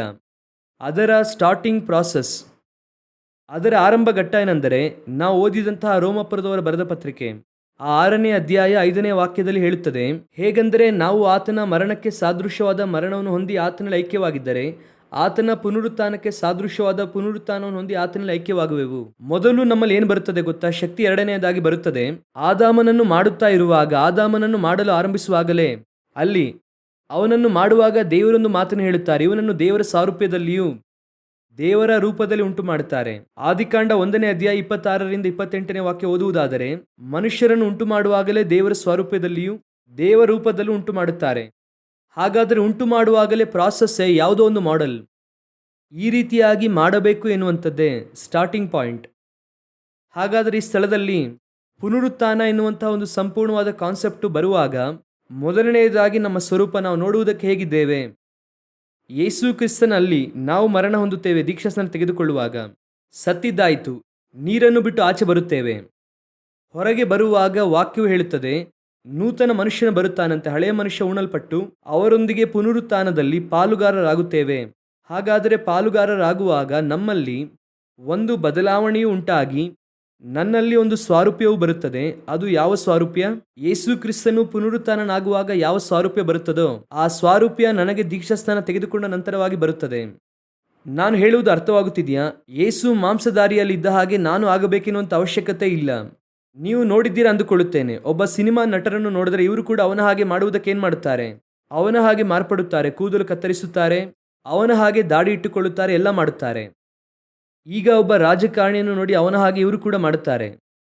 ಈಗ ಕ್ರಿಸ್ತನೊಂದಿಗೆ ಪುನರುತ್ಥಾನನಾಗುವಾಗ ಆತನ ಸ್ವಾರೂಪ್ಯ ಯಾವ ಸ್ವಾರೂಪ್ಯ? ನಾನು ಯಾರ ಮಾಡೆಲ್ನ ಹಾಗೆ ಇದ್ದೇನೆ ಎನ್ನುವಂಥದ್ದೇ ಬಹಳ ಪ್ರಾಮುಖ್ಯ. ಸಿನಿಮಾ ನಟರ ಸ್ವಾರೂಪ್ಯ, ರಾಜಕಾರಣಿಗಳ ಸ್ವಾರೂಪ್ಯ ಹೋಗಿ ಇವತ್ತು ಕ್ರೈಸ್ತ ಲೋಕದಲ್ಲಿಯೇ ಸ್ವಾರೂಪ್ಯ ಬಂದಿದೆ. ಸರಿ, ಈಗ ಕ್ರಿಸ್ತನ ಸಾರೂಪ್ಯ ಅಂದರೆ ಏನು? ನನಗೆ ಗೊತ್ತಿರುವಂತ ಯೇಸುವಿನ ಸಾರೂಪ್ಯ ಅಂದರೆ ಏನು ಎಂಬುದಾಗಿ ಕೇಳುವುದಾದರೆ, ಅವರ ಹಾಗೆ ಉದ್ದನೆಯ ಕೂದಲನ್ನು ಬಿಟ್ಟು ದಾಡಿಯನ್ನು ಬೆಳೆಸಿಕೊಂಡು ಹಾಗೆ ಅಯ್ಯೋ ಪಾಪದಂತೆ ಮುಖವನ್ನು ಇಟ್ಟುಕೊಂಡು, ಯಾಕಂದರೆ ಬರೆಯಲ್ಪಟ್ಟಂತ ಯೇಸು ಹಾಗೆ ಇದ್ದಾರೆ, ಚಿತ್ರಪುಟದಲ್ಲಿ ಬರೆಯಲ್ಪಟ್ಟ ಯೇಸು ಹಾಗೆ ಇದ್ದಾರೆ. ಆ ರೀತಿ ನೀವು ನೋಡುವಾಗ ಯಾವ ರೀತಿ ಮಾರ್ಪಡುವುದಕ್ಕೆ ಬಯಸುತ್ತೀರಾ? ಯೇಸುವಿನ ಸ್ವಾರೂಪ್ಯವುಳ್ಳವರಾಗಿ ಮಾರ್ಪಡುತ್ತೀರಾ ಅಂದರೆ, ಈ ರೀತಿ ಬರುತ್ತದ, ಈ ಸ್ವಾರೂಪ್ಯ ಬರುತ್ತದ? ಇಲ್ಲ, ವಾಕ್ಯ ಸ್ಪಷ್ಟವಾಗಿ ಹೇಳುತ್ತದೆ, ಮಾಂಸಧಾರಿಯಾಗಿದ್ದಂಥ ಯೇಸುವಿನ ಸ್ವಾರೂಪ್ಯವಲ್ಲ, ಬಹಿರಂಗವಾದ ಸ್ವಾರೂಪ್ಯವಲ್ಲ. ನೀವು ಬಹಿರಂಗವಾಗಿ ಈ ಲೋಕದಲ್ಲಿ ಯಾರ ಹಾಗೆಯೂ ಕೂಡ ಮಾರ್ಪಡಬೇಡಿ. ಆ ಅವಶ್ಯಕತೆಯೂ ಇಲ್ಲ. ನಾನು ಹೇಳುತ್ತಾ ಇರುವಂಥದ್ದು ಲೌಕಿಕವಾದ ಮನುಷ್ಯನಲ್ಲ, ಆತ್ಮಿಕ ಉಳ್ಳವರನ್ನು ಕೂಡ ಇವರ ಹಾಗೆ ಬರಬೇಕು ರೀ. ಇವರ ಹಾಗೆ ಕೆಲವರು ಹೇಳುತ್ತಾರೆ ನನ್ನ ಹತ್ರ ಬಂದು, ಅವರ ಹಾಗೆ ಆಡಬೇಕು ರೀ. ನಾನು ಹೇಳುತ್ತೇನೆ, ಇಲ್ಲ, ಅವರಿಗಿಂತ ಚೆನ್ನಾಗಿ ಆಡಿ. ಅವರಿಗೆ ಚೆನ್ನಾಗಿ ಆಡುತ್ತಾ ಇದ್ದಾರಲ್ಲ, ನೀವೇನು ಮಾಡಿ, ಅವರಿಗಿಂತ ಚೆನ್ನಾಗಿ ಆಡಿ. ಯಾಕೆ ಅವರ ಹಾಗೆ? ಅವರು ಇದ್ದಾರಲ್ಲ ಆಲ್ರೆಡಿ. ಮೋಶೆ ಹಾಗೆ ಬರಬೇಕು. ಮೋಶೆ ಆಲ್ರೆಡಿ ಬಂದಿದ್ದಾರಲ್ಲ, ನೀವು ಬೇರೆ. ಒಬ್ಬ ಮೋಶೆನೇ ಬೈಬಲ್ನಲ್ಲಿ, ಒಬ್ಬ ಯೆಹೋಶುವನೇ ಬೈಬಲ್ನಲ್ಲಿ, ಒಬ್ಬ ಪೇತ್ರನೇ, ಒಬ್ಬ ಪೌಲನೇ. ಅದೇ ರೀತಿಯಾಗಿ ನೀವು ಒಬ್ಬರೇನೆ. ನಿಮ್ಮ ಸ್ವಾರೂಪ್ಯ ಎಂಬುದಾಗಿ ಒಂದಿದೆ. ನಿಮ್ಮ ಸ್ವಾರೂಪ್ಯ ಯಾವುದು? ಕ್ರಿಸ್ತನ ಸ್ವಾರೂಪ್ಯಕ್ಕೆ ಸಮಾನವಾದ ಸ್ವಾರೂಪ್ಯ. ಮಾಂಸಧಾರಿಯಾಗಿ ಬಂದಂತಹ ಕ್ರಿಸ್ತನ ಸ್ವಾರೂಪ್ಯವಲ್ಲ. ಮತ್ತೆ ಹೇಳುತ್ತೇನೆ, ಮಾಂಸಧಾರಿಯಾಗಿ ಬಂದಂತಹ ಸ್ವಾರೂಪ್ಯವಲ್ಲ, ಪುನರುತ್ಥಾನ ಹೊಂದಿದಂತಹ ಸ್ವಾರೂಪ್ಯವನ್ನು ಹೊಂದುವಂತೆ. ಪುನರುತ್ಥಾನದ ಸ್ವಾರೂಪ್ಯ ಅಂದರೆ ಏನು? ನಾವು ಯಾವ ರೀತಿಯಾಗಿರುತ್ತೇವೆ ಎಂದು ಕೇಳಿದರೆ, ಯೋಹಾನನು ಹೇಳುತ್ತಾರೆ, 1 ಯೋಹಾನ 3ನೇ ಅಧ್ಯಾಯ 2ನೇ ವಾಕ್ಯ ಓದಿರಿ. ಪ್ರಿಯರೇ, ಈಗ ದೇವರ ಮಕ್ಕಳಾಗಿದ್ದೇವೆ. ಈಗ ನಾವೇನಾಗಿದ್ದೇವೆ? ಅಂಗೀಕರಿಸಿಕೊಂಡವರು ಎಷ್ಟು ಜನನೋ ಅಷ್ಟು ಜನರು ಕೂಡ ದೇವರ ಮಕ್ಕಳಾಗಿದ್ದೇವೆ. ಮಕ್ಕಳಾಗುವಂಥ ಅಧಿಕಾರವನ್ನು ಕೊಟ್ಟಿದ್ದಾರೆ. ಈಗ ನಾವು ಆತನ ಮಕ್ಕಳಾಗಿದ್ದೇವೆ. ಮುಂದೆ ನಾವು ಏನಾಗುವೆವೋ ಅದು ಇನ್ನೂ ಪ್ರತ್ಯಕ್ಷವಾಗಿಲ್ಲ. ಹಾಗಾದರೆ ನಮಗೂ ದೇವರಿಗೂ ಇರುವಂಥ ರಿಲೇಷನ್ಶಿಪ್ಪು, ಆ ಸ್ವಾರೂಪ್ಯವು ಹೇಗೆ ಇದೆ? ನಮಗೆ ಪ್ರತ್ಯಕ್ಷವಾಗಿಲ್ಲ. ಅವರು ಪ್ರತ್ಯಕ್ಷನಾಗುವಾಗ, ಯಾರು? ಕ್ರಿಸ್ತನು ಪ್ರತ್ಯಕ್ಷನಾಗುವಾಗ, ಅವರು ಬಹಿರಂಗವಾಗಿಯೋ ಅಥವಾ ರಹಸ್ಯ ಬರುವಿಕೆಯಲ್ಲಿ ನಾವು ಎತ್ತಲ್ಪಡುವಾಗ, ಅವರು ಪ್ರತ್ಯಕ್ಷವಾಗುವಾಗ ನಾವು ಆತನ ಹಾಗಿರುವೆವೆಂದು ಬಲ್ಲೆವು. ಅವರು ಇರುವ ಹಾಗೆಯೇ ನಾವು ಅವರನ್ನು ದರ್ಶಿಸುವುದರಿಂದ ಅವರ ಹಾಗೆ ನಾವು ಇರುವೆವು. ಇದುವೇ ಸ್ವಾರೂಪ್ಯ. ಈಗ ಹೇಗಿದ್ದೇವೆ ಗೊತ್ತಿಲ್ಲ, ಯಾವ ರೀತಿಯಾಗಿ ಇರಲಿದ್ದೇವೆ ಗೊತ್ತಿಲ್ಲ. ಆದರೆ ಒಂದು ಮಾತ್ರ ನಮಗೆ ಗೊತ್ತು, ಅವರು ಹೇಳುತ್ತಾರೆ, ಒಂದು ಮಾತ್ರ ನಮಗೆ ಗೊತ್ತು, ಅವರು ಹೇಗೆ ಬರುತ್ತಾರೋ ಅದೇ ಸ್ವಾರೂಪ್ಯದಲ್ಲಿಯೇ ನಾನು ಕೂಡ ಇರಲಿದ್ದೇನೆ. ಇದುವೇ ಪುನರುತ್ಥಾನದ ಸ್ವಾರೂಪ್ಯ. ಯೇಸು ಕ್ರಿಸ್ತನು ಪುನರುತ್ಥಾನನಾಗಿ ಹೇಗೆ ಪರಲೋಕಕ್ಕೆ ಹೋದರೋ ಅದೇ ರೀತಿಯಾಗಿ ಬರುತ್ತಾರೆ ಎಂಬುದಾಗಿ ಅಪೊಸ್ತಲರ ಕೃತ್ಯಗಳು 1ನೇ ಅಧ್ಯಾಯ 6ರಿಂದ 9ನೇ ವಾಕ್ಯದಲ್ಲಿ ಓದುತ್ತೇವೆ. ಹಾಗಾದರೆ ಯೇಸು ಕ್ರಿಸ್ತನು ಪುನರುತ್ಥಾನನಾದಾಗ ಹೇಗೆ ಇದ್ದರು? ನೀವು ಅಂದುಕೊಂಡಿರುವ ಹಾಗೆ ಉದ್ದ ಕೂದಲು, ದಾಡಿ, ನೀವು ಅಂದುಕೊಂಡಿರುವ ಹಾಗೆ ಶಾರೀರಿಕವಾಗಿ ಅಥವಾ ಈ ಭೂ ಸಂಬಂಧವಾದ ಸ್ವಾರೂಪ್ಯದಲ್ಲಿ ಇದ್ದರ ಎಂಬುದಾಗಿ ಕೇಳಿದರೆ ಇಲ್ಲ, ಅವರು ಬೇರೆ ಸ್ವಾರೂಪ್ಯದಲ್ಲಿ ಇದ್ದಾರೆ. ಯೋಹಾನನ ಪುಸ್ತಕ 20ನೇ ಅಧ್ಯಾಯ 14ನೇ ವಾಕ್ಯ ಓದಿರಿ. 14 ಹಾಗೂ 15ನೇ ವಾಕ್ಯ. ಇದನ್ನು ಹೇಳಿ ತಿರುಗಿಕೊಂಡು ಯೇಸು ನಿಂತಿರುವುದನ್ನು ಕಂಡಳು. ಯಾರನ್ನು ನೋಡುತ್ತಾಳೆ? ಯೇಸು ನಿಂತಿರುವುದನ್ನು ಕಂಡಳು. ಚೆನ್ನಾಗಿ ಗಮನಿಸಿರಿ, ವಾಕ್ಯವನ್ನು ಸ್ಪಷ್ಟವಾಗಿ ನೋಡಿರಿ. ಯೇಸು ನಿಂತಿರುವುದನ್ನು ಕಂಡಳು, ಆದರೆ ಆತನು ಯೇಸು ಅಂತ ಆಕೆಗೆ ತಿಳಿಯಲಿಲ್ಲ. ಯೇಸುವನ್ನು ಆಕೆ ತಿಳಿಯಲಿಲ್ಲ. ಯಾಕೆ? ಮಗ್ದಲದ ಮರಿಯಳು ಯೇಸುವನ್ನು ತಿಳಿಯಲಿಲ್ವಾ? ಯೇಸು ಗೊತ್ತಿಲ್ವಾ ಎಂಬುದಾಗಿ ಕೇಳುವುದಾದರೆ ಲೂಕನ ಸುವಾರ್ತೆಯಲ್ಲಿ ಓದುತ್ತೇವೆ, ಮರಿಯಳು ಯಾರು ಅಂದರೆ ಗಲಿಲಾಯದಿಂದ ಅವರೊಂದಿಗೆ ಸೇವೆ ಮಾಡಿಕೊಂಡು ಬಂದಂಥ ಅನೇಕ ಸ್ತ್ರೀಗಳು ಮಗ್ದಲದ ಮರಿಯಳು ಎಂಬುದಾಗಿ ಇದೆ. ಹೆಚ್ಚು ಕಮ್ಮಿ ಯೇಸು ಕ್ರಿಸ್ತನೊಂದಿಗೆ 3-3.5 ವರ್ಷ ಸೇವೆಯಲ್ಲೇ ಇದ್ದಾರೆ. 3-3.5 ವರ್ಷದಿಂದ ಯೇಸುವಿನೊಂದಿಗೆ ಸೇವೆ ಮಾಡಿದಂಥ ಮಗ್ದಲದ ಮರಿಯಳಿಗೆ ಯೇಸು ನಿಂತಿರುವುದು ಗೊತ್ತಾಗುತ್ತಿಲ್ಲ. ನಿಂತಿರುವುದು ಯೇಸು ಎಂದು ಗೊತ್ತಿಲ್ಲ. ಆಕೆಯ ಹಾಗೆ ಯೇಸುವಿನ ಕುರಿತಾಗಿ ಚೆನ್ನಾಗಿ ಅರಿತುಕೊಂಡಿರುವಂತಹ ಶಿಷ್ಯರನ್ನು ಹೊರತುಪಡಿಸಿ ಬೇರೆ ಯಾರು ಕೂಡ ಇಲ್ಲ. ಯಾಕೆಂದರೆ ಈ 3 ವರ್ಷ ಸೇವೆ ಟ್ರಾವೆಲ್ ಅಲ್ಲಿ ಇವರು ಕೂಡ ಒಬ್ಬರು. ಯೇಸು ನಿಂತಿರುವುದನ್ನು ಕಂಡಳು, ಆದರೆ ಆತನು ಯೇಸು ಅಂತ ಆಕೆಗೆ ತಿಳಿಯಲಿಲ್ಲ. ಯೇಸು ಆಕೆಯನ್ನು, ಅಮ್ಮ, ಯಾಕೆ ಅಳುತ್ತಿ? ಯಾರನ್ನು ಹುಡುಕುತ್ತಿ ಎಂದು ಕೇಳಲು ಆಕೆ ಆತನನ್ನು ತೋಟಗಾರನೆಂದು ನೆನೆಸಿ ಆತನಿಗೆ, ಅಯ್ಯ, ನೀನು ಆತನನ್ನು ಎತ್ತಿಕೊಂಡು ಹೋಗಿದ್ದರೆ ಇಲ್ಲಿ ಇಟ್ಟಿದ್ದೀಯೆಂದು ನನಗೆ ಹೇಳು, ನಾನು ತೆಗೆದುಕೊಂಡು ಹೋಗುತ್ತೇನೆ ಎಂದು ಹೇಳಿದಳು. ಯಾಕೆ? ಆಕೆಗೆ ಅವರು ಯೇಸು ಆಗಿ ತಿಳಿಯಲಿಲ್ಲ, ಯೇಸು ಆಗಿ ಗೊತ್ತಾಗಲಿಲ್ಲ. ನೋಡುವುದಕ್ಕೆ ಬೇರೆ ರೀತಿಯಲ್ಲಿದ್ದಾರಲ್ಲ. ಇದಕ್ಕೆ ಹೆಸರೇ ಪುನರುತ್ಥಾನದ ಸ್ವಾರೂಪ್ಯ. ಅವರು ಶಾರೀರಿಕವಾದ ಸ್ವಾರೂಪ್ಯದಲ್ಲಿಲ್ಲ, ಪುನರುತ್ಥಾನದ ಸ್ವಾರೂಪ್ಯಕ್ಕೆ ಬಂದಿದ್ದಾರೆ. ಹಾಗಾದರೆ ನನ್ನಲ್ಲಿರುವಂತಹ ಶಾರೀರಿಕವಾದ ಸ್ವಾರೂಪ್ಯವು ಹೋಗಿ ನಾವು ಪುನರುತ್ಥಾನದ ಸ್ವಾರೂಪ್ಯದಲ್ಲಿ ಬಂದರೆ ಮಾತ್ರವೇ ಅವರೊಂದಿಗೆ ನಾವು ಪುನರುತ್ಥಾನನಾಗಿ ಹೇಳುವುದಕ್ಕೆ ಸಾಧ್ಯ. ಅವರೊಂದಿಗೆ ಹೂಣಲ್ಪಟ್ಟವರಾಗಿ ನಾವಿದ್ದರೆ ಅವರೊಂದಿಗೆ ಪುನರುತ್ಥಾನವಾಗಿ ಕೂಡ ನಾವು ಹೇಳುತ್ತೇವೆ. ಹಾಗೆ ತಾನೇ ಇದೆ. ಅವರೊಂದಿಗೆ ಹೂಣಲ್ಪಟ್ಟೆವು, ಅವರೊಂದಿಗೆ ಪುನರುತ್ಥಾನರಾಗುವೆವು. ಹಾಗೆ ಪುನರುತ್ಥಾನ ಹೊಂದಬೇಕು ಅಂದರೆ ಅವರು ಹೂಣಲ್ಪಟ್ಟ ಹಾಗೆ ನಾವು ಹೂಣಲ್ಪಟ್ಟು ಅವರು ಕಳೆದುಕೊಂಡ ಸ್ವಾರೂಪ್ಯವನ್ನು ಕಳೆದುಕೊಂಡು ಅವರು ಹೊಂದಿಕೊಂಡಂಥ ಸ್ವಾರೂಪ್ಯವನ್ನು ಹೊಂದಿಕೊಳ್ಳುವಾಗ ಮಾತ್ರವೇ ಪುನರುತ್ಥಾನವನ್ನು ಹೊಂದುತ್ತೇವೆ. ಈಗ ನನಗೆ ಅದು ಇದೆಯಾ? ನೀವು ದೀಕ್ಷಾಸ್ನಾನ ತೆಗೆದುಕೊಂಡ ನಂತರವಾಗಿ ನಿಮ್ಮ ಹಳೆಯ ಸ್ವಾರೂಪ್ಯವು ಹೋಗಿದೆಯಾ? ನಿಮ್ಮಲ್ಲಿ ಕಾಣಲ್ಪಡುವಂಥ ಸ್ವಾರೂಪ್ಯ ಹೋಗಿದೆಯಾ? ನಿಮ್ಮನ್ನು ಬಿಟ್ಟು ಹೋಗಿದೆಯಾ? ಈ ಸ್ವಾರೂಪ್ಯವು ಹಾಗೆ ಬರುತ್ತಾ ಏನಾಗಿದೆ? ನಮಗೆ ಸಂತೋಷವಾಗಿದೆ, ಇದು ಸತ್ಯ. ಹಾಗಾದರೆ ಈ ಸಮಯದಲ್ಲಿ ನಮಗೆ ಏನಿದೆ? ನೋಡುವಾಗ ನನ್ನ ಸ್ವಾರೂಪ್ಯ, ನನ್ನ ರೂಪ, ಅದರಲ್ಲಿ ಒಂದು ಸಂತೋಷವು ಇದ್ದೇ ಇರುತ್ತದೆ. ಆದರೆ ಒಂದು ದಿನ ಬರುತ್ತದೆ, ನಾವು ಕ್ರಿಸ್ತನಲ್ಲಿ ಮತ್ತೆ ಹುಟ್ಟುತ್ತೇವೆ. ಮತ್ತೆ ಹುಟ್ಟದಿದ್ದರೆ ಪರಲೋಕಕ್ಕೆ ಮಾರ್ಗವಿಲ್ಲ ಅಲ್ವಾ? ಅದು ಹೇಗೆ ನಡೆಯುತ್ತದೆ? ದೀಕ್ಷಾಸ್ನಾನದ ಮೂಲಕವಾಗಿ ನಡೆಯುತ್ತದೆ. ಆ ನಿಮಿಷ ಹೇಗೆ ನಿಮಗೆ ಮಗು ಹುಟ್ಟಿದ ಕೂಡಲೇ, ನೋಡಿದ ಕೂಡಲೇ ಒಬ್ಬರು ಹೇಳುತ್ತಾರಲ್ವಾ, ಅದು ನೋಡುವುದಕ್ಕೆ ನಿಮ್ಮ ಹಾಗೆ ಇದೆ ಎಂಬುದಾಗಿ. ಅದೇ ರೀತಿಯಾಗಿ ನೀವು ದೀಕ್ಷಾಸ್ನಾನ ತೆಗೆದುಕೊಂಡು ಮೇಲೆ ಬರುವಾಗಲೇ ನಿಮ್ಮ ಸ್ವಾರೂಪ್ಯವು ಕ್ರಿಸ್ತನ ಸ್ವಾರೂಪ್ಯದ ಹಾಗೆ ಮಾರ್ಪಡುತ್ತದೆ. ನಿಮ್ಮನ್ನು ನೋಡಿದ ಕೂಡಲೇ ಹೇಳುತ್ತಾರೆ, ಫಸ್ಟ್ ಡೇ ರಕ್ಷಣೆ ಹೊಂದಿದಂತಹ ದಿನದಲ್ಲೇ ಮನೆಗೆ ಹೋಗುವಾಗ ಹೇಳುತ್ತಾರೆ, ಇವನ್ಯಾಕೋ ಸರಿ ಇಲ್ವಲ್ಲ, ನೋಡುವುದಕ್ಕೆ ವ್ಯತ್ಯಾಸವಾಗಿದ್ದಾನೆ. ಆದರೆ ರಕ್ಷಿಸಲ್ಪಟ್ಟ ಯೇಸುವನ್ನು ಅಂಗೀಕರಿಸಿಕೊಂಡಂತಹ ಆ ಮೊದಲನೆಯ ದಿನ, ಕ್ರಿಸ್ತನಲ್ಲಿ ಹುಟ್ಟುವಂತಹ ಆ ದಿನದಿಂದ ನಿಮ್ಮ ಸ್ವಾರೂಪ್ಯವು ಬದಲಾಗುವುದಕ್ಕೆ ಆರಂಭವಾಗುತ್ತದೆ.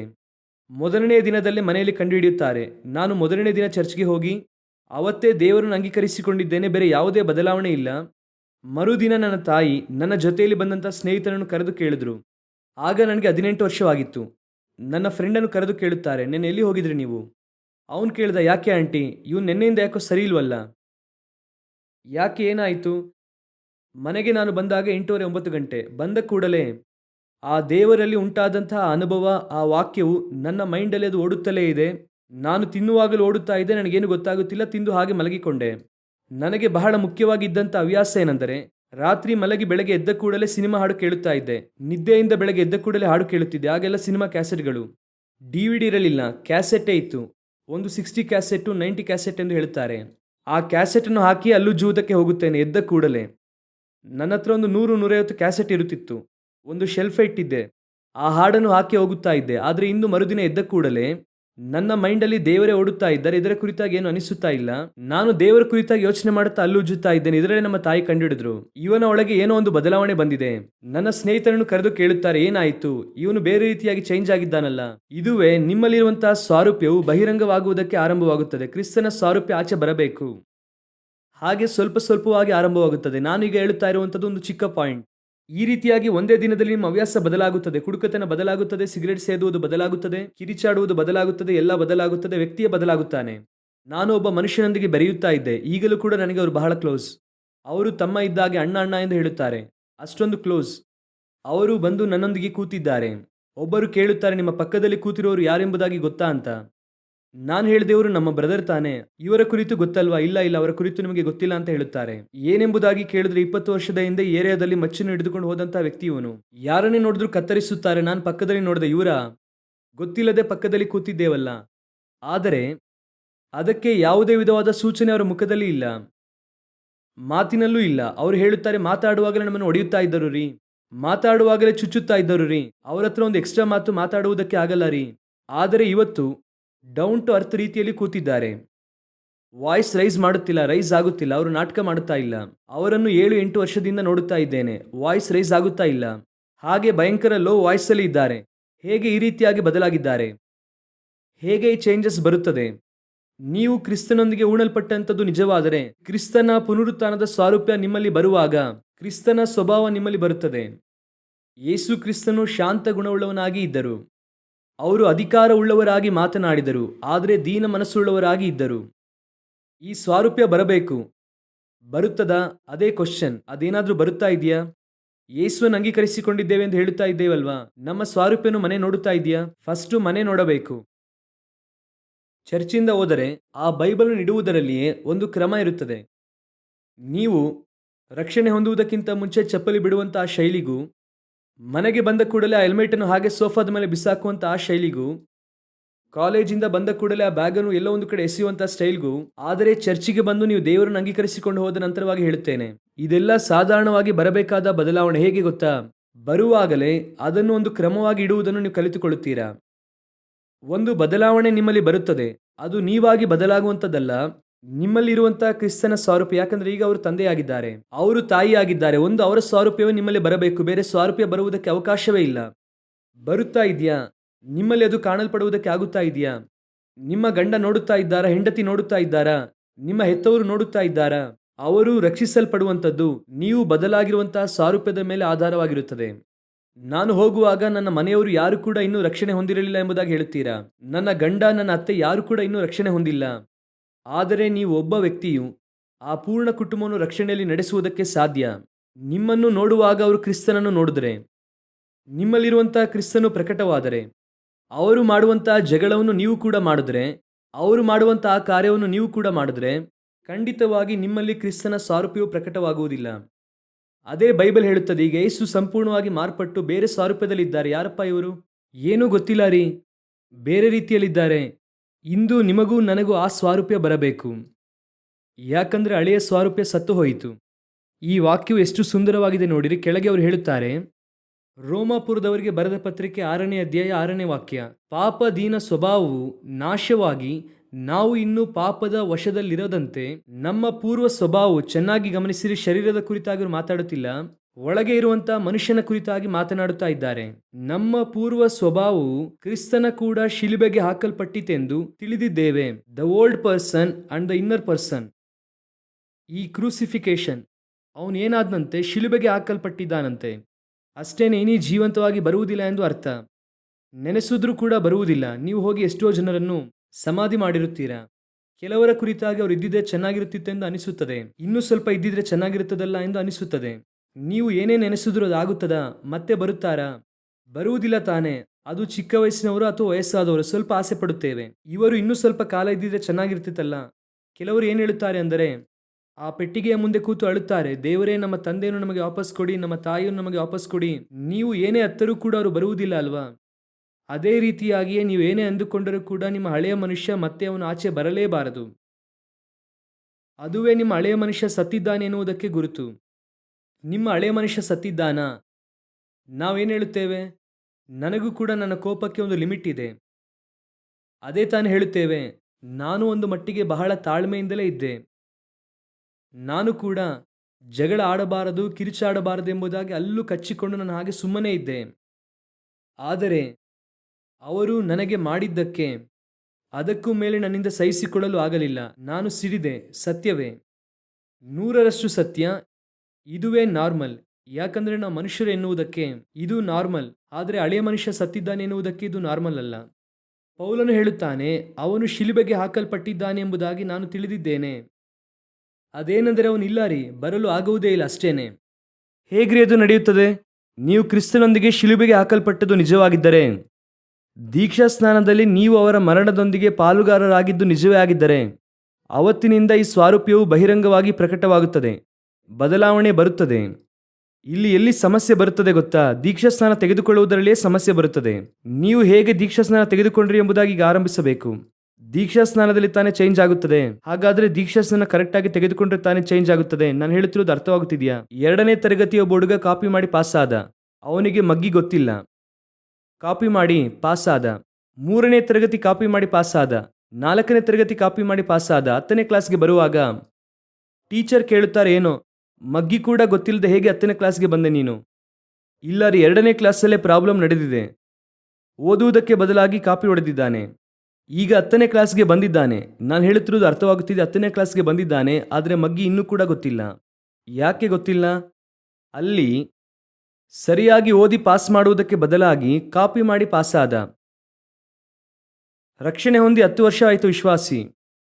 ಆದರೆ ರಕ್ಷಣೆ ಹೊಂದಿದಂಥ ಆ ಸಮಯದಲ್ಲಿ ಬರಬೇಕಾದ ಬದಲಾವಣೆ 10 ವರ್ಷವಾದರೂ ಕೂಡ ಇನ್ನೂ ಬಂದಿಲ್ಲ. ಯಾಕೆ ಅವರಲ್ಲಿ ಬರಲಿಲ್ಲ?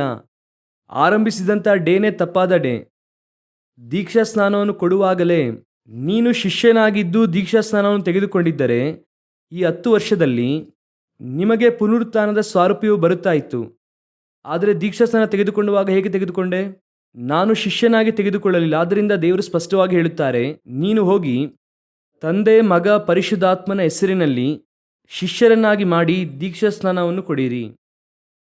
ಈ ಶಿಷ್ಯರಾಗದೆ ನೀವು ತೆಗೆದುಕೊಂಡಿದ್ದೀರಾ. ಅದೇನದು ಶಿಷ್ಯರಾಗದೆ ತೆಗೆದುಕೊಳ್ಳುವಂಥದ್ದು? ನಾನು ಕ್ರಿಶ್ಚಿಯನ್, ಒಳಗೆ ಯಾವುದೇ ಬದಲಾವಣೆ ಇಲ್ಲ. 6 ತಿಂಗಳಿಂದ ಚರ್ಚ್ಗೆ ಬರುತ್ತಾ ಇದ್ದೇನೆ, ಆದ್ದರಿಂದ ದೀಕ್ಷಾಸ್ನಾನ ತೆಗೆದುಕೊಂಡಿದ್ದೇನೆ. 1 ವರ್ಷದಿಂದ ಚರ್ಚ್ಗೆ ಬಂದಿದ್ದೇನೆ, ದೀಕ್ಷಾಸ್ನಾನ ತೆಗೆದುಕೊಂಡಿದ್ದಾಯಿತು. ನಿಮ್ಮಲ್ಲಿ ಚೇಂಜಸ್ ಇದೆಯಾ? ಬದಲಾಗಿದ್ದೀರಾ? ಶಿಷ್ಯರಾಗಿದ್ದೀರಾ? ಯಾರು ಶಿಷ್ಯರು? ಶಿಲುಬೆಯನ್ನು ತೆಗೆದುಕೊಂಡು ಬರುವವನೇ ಶಿಷ್ಯನು. ಒಂದು ತೀರ್ಮಾನ ಬಂದಿದೆಯಾ? ಸಾಯಬೇಕು ಎನ್ನುವಂಥ ಆಲೋಚನೆ ಬಂದಿದೆಯಾ?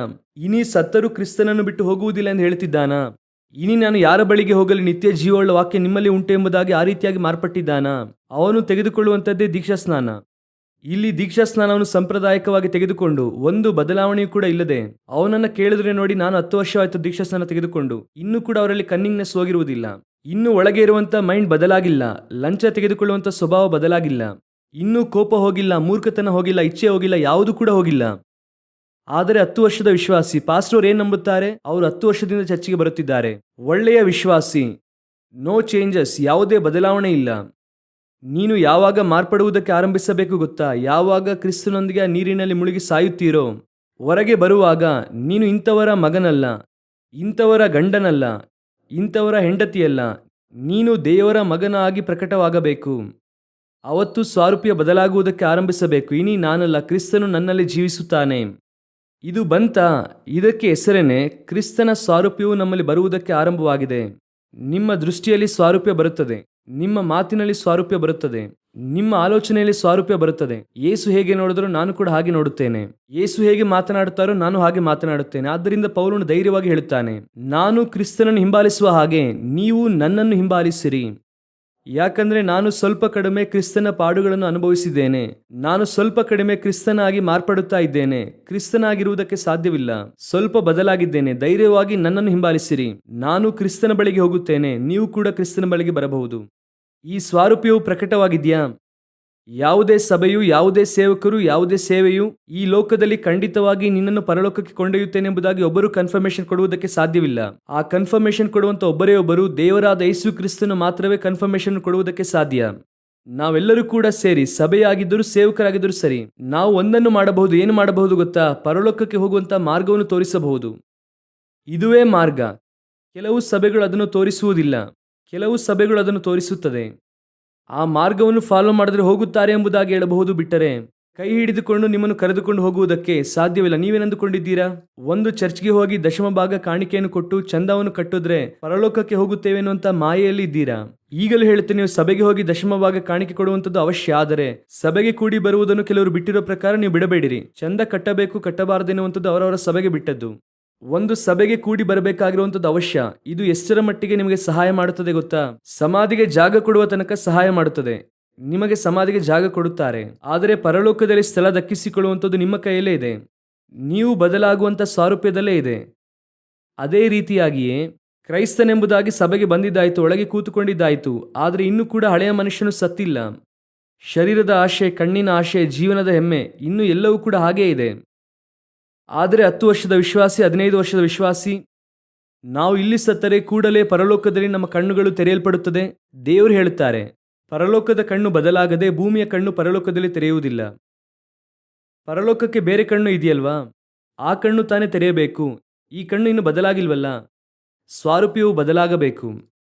ಅದನ್ನೇ ಯೇಸು ಹೇಳುತ್ತಾರೆ, ನಿನ್ನ ಸ್ವಾರೂಪ್ಯಕ್ಕೆ ಸರಿಯಾಗಿ ಮಾರ್ಪಟ್ಟಿದ್ಯಾ? ನಿನ್ನಲ್ಲಿರುವಂಥ ಸ್ವಭಾವ ಮಾರ್ಪಟ್ಟಿದ್ಯಾ?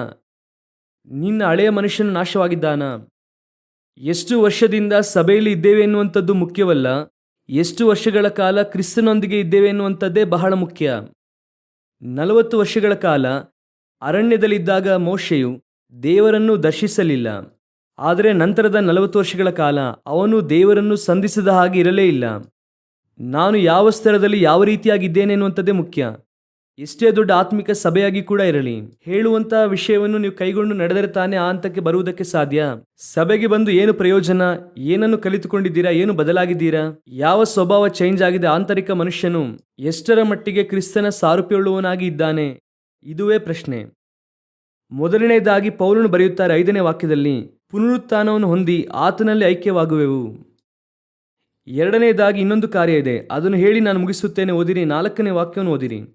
ಈಗಿರಲಾಗಿ ನಾವು ದೀಕ್ಷಾ ಸ್ನಾನ ಮಾಡಿಸಿಕೊಂಡಾಗ ಆತನ ಮರಣದಲ್ಲಿ ಪಾಲುಗಾರರಾಗಿ ಆತನೊಂದಿಗೆ ಹೂಣಲ್ಪಟ್ಟೆವು. ಆದುದರಿಂದ ಕ್ರಿಸ್ತನು ಸತ್ತು ತಂದೆಯ ಮಹಿಮೆಯಿಂದ ಜೀವಿತನಾಗಿ ಎಬ್ಬಿಸಲ್ಪಟ್ಟಂತೆಯೇ ನಾವು ಕೂಡ ಜೀವದಿಂದ ಹೊಸಬರಾಗಿ ನಡ್ಕೊಳ್ಳಬೇಕು. ಅದಕ್ಕೂ ಮುಂಚೆ ನನ್ನಲ್ಲಿ ಒಂದು ಬರಬೇಕು ಎಂದು ಹೇಳುತ್ತಿದ್ದಾರೆ. ಏನು ಗೊತ್ತಾ? ಹೊಸ ಜೀವ. ಹೊಸ ಜೀವವು ಬರಬೇಕು. ಈಗ ನನ್ನಲ್ಲಿರುವಂತಹ ಜೀವವು ಹಳೆಯ ಜೀವ. ನೋಡಿದ್ದೀರಾ ಹೇಗ್ರಿ ಹೊಸ ಜೀವ ಹಳೆಯ ಜೀವ? ಇದೆಲ್ಲ ನಮಗೆ ಗೊತ್ತಿರುವಂತ ವಾಕ್ಯವೇ, ಆದರೆ ಅದನ್ನು ನಾವು ಸೀರಿಯಸ್ ಆಗಿ ತೆಗೆದುಕೊಳ್ಳುವುದಿಲ್ಲ ಅಷ್ಟೇನೆ. ಈಗ ಒಂದು ಮಗುವು ಗರ್ಭದಲ್ಲಿ ರೂಪಿಸಲ್ಪಡುತ್ತದೆ, ಅರ್ಥವಾಗುತ್ತಿದೆಯಾ? ಒಂದು ಮಗು ಗರ್ಭದಲ್ಲಿ ರೂಪಿಸಲ್ಪಡುತ್ತದೆ. ನೀವು ಹೋದ ಕೂಡಲೇ ಏನು ಹೇಳುತ್ತಾರೆ ಅಂದರೆ, ಬೇಬಿ ಇದೆ, 12 ವೀಕ್ಸ್ 14 ವೀಕ್ಸ್ ಎಂಬುದಾಗಿ ಈ ರೀತಿ ಹೇಳುತ್ತಾರೆ. ನೀವು ಹೇಳ್ರಿ, ಅವರು ಮುಂದಿನ ಮಾತನ್ನು ಹೇಳುತ್ತಾರೆ, ಹಾರ್ಟ್ ಬೀಟ್ ಎಲ್ಲ ಸರಿಯಾಗಿದೆ, 12 ವೀಕ್ಸ್ ಆಗಿದೆ, ನೀವು ಮತ್ತೆ ಹೋಗಿ ತಿರುಗಿ 2 ತಿಂಗಳಾದ ನಂತರ ಬನ್ನಿ ಸ್ಕ್ಯಾನ್ ಮಾಡೋಣ ಅನ್ನುತ್ತಾರೆ. ನೀವು ಹೇಳಿ, 12 ವೀಕ್ಸ್ ಆಯ್ತಾ? ಆಯಿತು, ಹಾಗಾದರೆ ಅದನ್ನು ಹಾಗೆ ಕೊಡಿ. 3 ವೀಕ್ಸ್ ಆಗಿದೆ, ಹಾಗಾದರೆ ಏನು ಮಾಡಿ? ನನ್ನ ಮಗುವನ್ನು ಹಾಗೆ ಎತ್ತು ಕೊಡಿ. ಆಮೇಲೆ ಡಾಕ್ಟರ್ ಹೇಳುತ್ತಾರೆ, ಜೀವ ಮಾತ್ರವೇ ಬಂದಿದೆ, ಇನ್ನೂ ಫುಲ್ಲಾಗಿ ಏನಾಗಿಲ್ಲ, ಅದು ಫಾರ್ಮ್ ಆಗಿಲ್ಲ. ಅದು ಒಟ್ಟಾಗಿ ಫಾರ್ಮ್ ಆಗಿ ಆನಂತರ ಆಚೆ ಬರುತ್ತದೆ, ಆದರೆ ಫಸ್ಟು ಬರಬೇಕಾಗಿರುವಂಥದ್ದು ಜೀವ. ಇದು ಸಂಪೂರ್ಣವಾಗಿ ಫಾರ್ಮ್ ಮಾಡಿ ಅದರಲ್ಲಿ ಜೀವ ಇಲ್ಲ ಅಂದರೆ ಅದು ಒಂದು ಪಿಂಡ. ಅರ್ಥವಾಗುತ್ತಿದೆಯಾ? ಅದು ಪಿಂಡ. ಆ ಜೀವವು ಬಂದು ಪೂರ್ಣವಾಗಿ ಫಾರ್ಮ್ ಆಗುವುದಕ್ಕಿಂತ ಮುಂಚೆ ತೆಗೆಯುತ್ತೀರಾ ಅಂದರೆ ಅದು ಮಿಸ್ಕ್ಯಾರೇಜ್. ಜೀವವು ಹೊಸದಾಗಿರಬೇಕು, ಶರೀರವು ಫುಲ್ಫಿಲ್ ಆಗಿರಬೇಕು. ಎರಡು ಕೂಡ ಸೇರಿ ಸಂಪೂರ್ಣವಾಗಿ ಆಚೆ ಬಂದರೆ ಮಾತ್ರವೇ ಸಂಪೂರ್ಣವಾದಂತಹ ಜನನ. ಹಾಗಾದರೆ ಕ್ರಿಸ್ತನಲ್ಲಿ ನಿಮಗೆ ಸಂಪೂರ್ಣವಾಗಿ ಪುನರುತ್ಥಾನವು ಬರುತ್ತದೆ ಎಂದರೆ ನಿಮ್ಮಲ್ಲಿ ಬರುವಂಥ ಹೊಸ ಸಾರೂಪ್ಯ ಬರುವಂಥದ್ದು ಅದು ಖಂಡಿತವಾಗಿ ಒಂದು ಕಡೆ ನಡೆಯಬೇಕು. ಅದರೊಂದಿಗೆ ಒಳಗೆ ಏನು ಬರಬೇಕು? ಕ್ರಿಸ್ತನ ಜೀವವು ಬರಬೇಕು. ನನ್ನಲ್ಲಿ ಬಂದಿರುವಂಥದ್ದು ನನ್ನ ತಂದೆ ತಾಯಿ ಕೊಟ್ಟಂಥ ಜೀವ. ಈ ಜೀವವು ಅವರ ಮೂಲಕವಾಗಿ ಏರ್ಪಡಿಸಲ್ಪಟ್ಟಂಥದ್ದು. ಈ ಜೀವ ಇದೆಯಲ್ಲ, ಈ ಶಾರೀರಿಕವಾದಂತಹ ಜೀವ, ಇದು ಒಂದು ದಿನ 70 ವರ್ಷವೋ, ಬಲ ಹೆಚ್ಚಿದರೆ 80 ವರ್ಷವೋ, ಈ ಹಳೆಯ ಜೀವವು ಖಂಡಿತವಾಗಿ ಒಂದು ದಿನ ಹೋಗುತ್ತದೆ. ನನ್ನಲ್ಲಿದ್ದಂಥ ಹಳೆಯ ಜೀವ ಈ ಶರೀರ ಹೋಗುವಂಥ ಸಮಯದಲ್ಲಿ ಏನಾಗುತ್ತದೆ? ಹೋಗುತ್ತದೆ. ಶರೀರದ ಜೀವ ಎಲ್ಲಿದೆ? ರಕ್ತದಲ್ಲಿ ಇದೆ. ರಕ್ತವು ಮಾಂಸವು ಪರಲೋಕ ರಾಜ್ಯವನ್ನು ಸ್ವತಂತ್ರಿಸಿಕೊಳ್ಳುವುದಿಲ್ಲ. ಹಾಗಾದರೆ ರಕ್ತವು ಮಾಂಸ ಅಂತ್ಯವಾಯಿತಂದರೆ ಜೀವವು ಕೂಡ ಅಂತ್ಯವಾಗುತ್ತದೆ. ವಾಕ್ಯ ಅರ್ಥವಾಗುತ್ತಿದೆ ನಿಮಗೆ? ಯಾಜಕಕಾಂಡ ಪುಸ್ತಕ 17ನೇ ಅಧ್ಯಾಯ 14ನೇ ವಾಕ್ಯವನ್ನು ಓದೋಣ. ಯಾಕಂದರೆ ಪ್ರತಿ ದೇಹಿಗೂ ರಕ್ತವೇ ಪ್ರಾಣಾಧಾರವು ಆದ ಕಾರಣ ನಾನು ಇಸ್ರಾಯೇಲರಿಗೆ ಪ್ರತಿ ಪ್ರಾಣಿಗೂ ರಕ್ತವೇ ಪ್ರಾಣಾಧಾರವಾದದರಿಂದ ನೀವು ಯಾವುದೇ ವಿಧವಾದ ಪ್ರಾಣಿಯ ರಕ್ತವನ್ನು ಉಣ್ಣಬಾರದು. ರಕ್ತ ಭೋಜನ ಮಾಡಿದವನಿಗೆ ಬಹಿಷ್ಕಾರವಾಗಬೇಕೆಂದು ಆಜ್ಞಾಪಿಸಿದ್ದೇನೆ. ಹಾಗಾದರೆ ವಾಕ್ಯ ಸ್ಪಷ್ಟವಾಗಿ ಹೇಳುತ್ತದೆ, ಮಾಂಸದ ಜೀವ ಎಲ್ಲಿದೆ? ರಕ್ತದಲ್ಲಿ ಇದೆ. ಹಾಗಾದರೆ 11ನೇ ವಾಕ್ಯವನ್ನು ಓದಿರಿ, 17ನೇ ಅಧ್ಯಾಯ 11ನೇ ವಾಕ್ಯ. ಯಾಕಂದರೆ ಪ್ರತಿ ದೇಹಿಗೂ ರಕ್ತವೇ ಪ್ರಾಣಾಧಾರ, ಅಂಥ ರಕ್ತವನ್ನು ನೀವು ಯಜ್ಞವೇದಿಗೆ ಎರಚಿ ನಿಮಗೋಸ್ಕರ ದೋಷ ಪರಿಹಾರ ಮಾಡಿಕೊಳ್ಳಬೇಕೆಂದು ನಿಮಗೆ ಅನುಗ್ರಹ ಮಾಡಿದ್ದೇನೆ. ಹಾಗಾದರೆ ರಕ್ತ ಹಾಗೂ ಮಾಂಸ ಇದ್ದಾಗಲೇ ಈ ಜೀವ ಇರುತ್ತದೆ. ಈ ಮಾಂಸ ಹಾಗೂ ರಕ್ತ ಹೋಯಿತು ಅಂದರೆ ಜೀವ ಹೋಗುತ್ತದೆ. ಇದು ಒಂದು ರೀತಿಯಾಗಿ ಭೂಮಿಯ ವ್ಯವಸ್ಥೆ, ಸೆಟಪ್. ಈಗ ನನ್ನಲ್ಲಿ ಹೊಸದಾದ ಜೀವ ಬರಬೇಕು ಅಂದರೆ ಏನು ಮಾಡಬೇಕು ಗೊತ್ತಾ? ನನ್ನ ಮಾಂಸದಲ್ಲಿ ಬಂದಂತಹ ಜೀವ ಈ ಮಾಂಸ ಭೂಮಿಯಲ್ಲಿ ಅಳಿಯುವಾಗ ಅದು ಕೂಡ ಅಳಿದು ಹೋಗುತ್ತದೆ. ನನ್ನ ಪ್ರಾಣವು ಹೊಸ ಜೀವವಾಗಿ ಮಾರ್ಪಡುತ್ತದೆ. ಯಾವಾಗ? ನಾನು ಕ್ರಿಸ್ತನಲ್ಲಿ ಹುಟ್ಟುವಾಗ ಅವರ ಜೀವವು ನನ್ನಲ್ಲಿ ಬರುತ್ತದೆ. ಆದಾಮ್ ಹಾಗೂ ಅವಳು ಸೇರುವಾಗ ಅವರಲ್ಲಿ ಮರಣವೂ ಇತ್ತು, ಹಣ್ಣನ್ನು ತಿಂದದ್ದರಿಂದ. ಆದ್ದರಿಂದ ಅವರ ಮೂಲಕವಾಗಿ ಬಂದಂಥ ಎಲ್ಲ ಜೀವಕ್ಕೂ ಕೂಡ ಏನಿದೆ? ಮರಣವೂ ಇತ್ತು. ಆ ಪ್ರಾಣಕ್ಕೆ ಒಂದು ಎಕ್ಸ್ಪೈರಿ ಡೇಟ್ ಇದೆ. ಆದಾಮನ ಕಾಲದಲ್ಲಿ 900 ವರ್ಷ, ಆನಂತರ ಹೆಬೇಲನ ಕಾಲದಲ್ಲಿ, ಶೇಮ್ ಕಾಲದಲ್ಲಿ 400, ಹೆಬೇಲನ ಕಾಲದಲ್ಲಿ 200, ಆಮೇಲೆ ನೋಹನ ಕಾಲದಲ್ಲಿ 120 ವರ್ಷ, ಆನಂತರವಾಗಿ ಮೋಶೆ ಕಾಲದಲ್ಲಿ ಹೇಳುತ್ತಾರೆ 120 ವರ್ಷ, ಆನಂತರ ಮೋಶೆಗೆ ಹೇಳುತ್ತಾರೆ 70, ಬಲ ಹೆಚ್ಚಿದರೆ 80 ವರ್ಷ. ಈ ಎಕ್ಸ್ಪೈರಿ ಡೇಟ್ ಇದೆ. ಇದು ನನ್ನ ತಂದೆ ತಾಯಿಯ ಮೂಲಕವಾಗಿ ಬಂದಂತಹ ಜೀವ, ಅದು ಕೂಡ ದೇವರು ಕೊಟ್ಟಂಥದ್ದೇ, ಇದು ಕೂಡ ದೇವರು ಕೊಟ್ಟಿದ್ದೆ. ಆದರೆ ಈಗ ಕ್ರಿಸ್ತನು ನಿಮ್ಮಲ್ಲಿ ಬರುವಾಗ, ನೀವು ಕ್ರಿಸ್ತನಲ್ಲಿ ಹುಟ್ಟುವಾಗ ನಿಮ್ಮಲ್ಲಿ ಹೊಸದಾದ ಒಂದು ಜೀವವು ಬರುತ್ತದೆ. ಇದಕ್ಕೆ ಎಕ್ಸ್ಪೈರಿ ಡೇಟೇ ಇಲ್ಲ, ಇದು ನಿತ್ಯ ಜೀವ. ಹಾಗಾದರೆ ಹೊಸ ಜೀವಕ್ಕೂ ಹಳೆಯ ಜೀವಕ್ಕೂ ಏನು ವ್ಯತ್ಯಾಸ? ವೆರಿ ಸಿಂಪಲ್, ಬಹಳ ಸಿಂಪಲ್. ಈಗ ನಾನು ನಿಮಗೆ ಒಂದು ಎಕ್ಸಾಂಪಲ್ ಹೇಳಿದ್ರೆ ಅರ್ಥವಾಗುತ್ತದೆ. ನಿಮಗೆ ಫೀಸ್ ಕಟ್ಟುವುದಕ್ಕೆ ಕೇವಲ 10 ದಿನ ಮಾತ್ರ ಇದೆ. ನೀವು ಹೇಗಿರುತ್ತೀರಾ? 1 ತಿಂಗಳಿದೆ, ಹೇಗಿರುತ್ತೀರಾ? ರಿಲ್ಯಾಕ್ಸ್ ಆಗಿ ಇರುತ್ತೀರಾ? ಇಂದು ಬೆಳಗ್ಗೆ 10 ಗಂಟೆ ಅಷ್ಟರಲ್ಲಿ ಕಟ್ಟಬೇಕು, ಆಗ ಹೇಗಿರುತ್ತೀರಾ? ಬಹಳ ವೇಗವಾಗಿರುತ್ತೀರಾ? ತಡ ಬಡ ಎಂಬುದಾಗಿ ಅರ್ಜೆಂಟ್ ಮಾಡುತ್ತಾ ಇರುತ್ತೀರಾ? 80 ವರ್ಷದಲ್ಲಿ ನಿಮ್ಮ ಪ್ರಾಣ ಹೋಗುತ್ತದೆ, ಆಗ ಹೇಗಿರುತ್ತೀರಾ? ವೇಗವಾಗಿ ಇರುತ್ತೀರಾ? ಇಷ್ಟರಲ್ಲೇ ಇದನ್ನು ಮಾಡಬೇಕು, 50 ವರ್ಷದಲ್ಲಿ ಇದನ್ನು ಮಾಡಬೇಕು, 28 ವರ್ಷದಲ್ಲಿ ಮದುವೆ ಆಗಬೇಕು, ಹೌದು ತಾನೇ? ಆ ವೇಗ ಇರುತ್ತದಾ ಇಲ್ವಾ?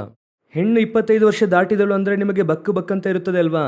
ನಂತರ 40-50 ವರ್ಷ ಅಷ್ಟರಲ್ಲಿ ಮನೆ ಕಟ್ಟಬೇಕು, ಒಂದು ಅರ್ಜೆಂಟ್ ಇದೆ ಅಲ್ವಾ? 58 ವರ್ಷದಷ್ಟರಲ್ಲಿ ಸೆಟ್ಲ್ ಆಗಬೇಕು. ಆ ಕೆಲಸವನ್ನು ನಾವು ಮುಗಿಯುವಷ್ಟರಲ್ಲಿ ಏನಾಗಬೇಕು?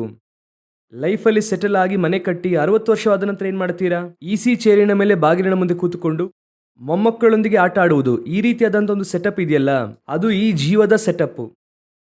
ಹೊಸ ಜೀವ ಬರುತ್ತದಲ್ವಾ, ಅದು ಇದು ಯಾವುದರ ಕುರಿತಾಗಿಯೂ ಕೂಡ ಚಿಂತಿಸುವುದಿಲ್ಲ.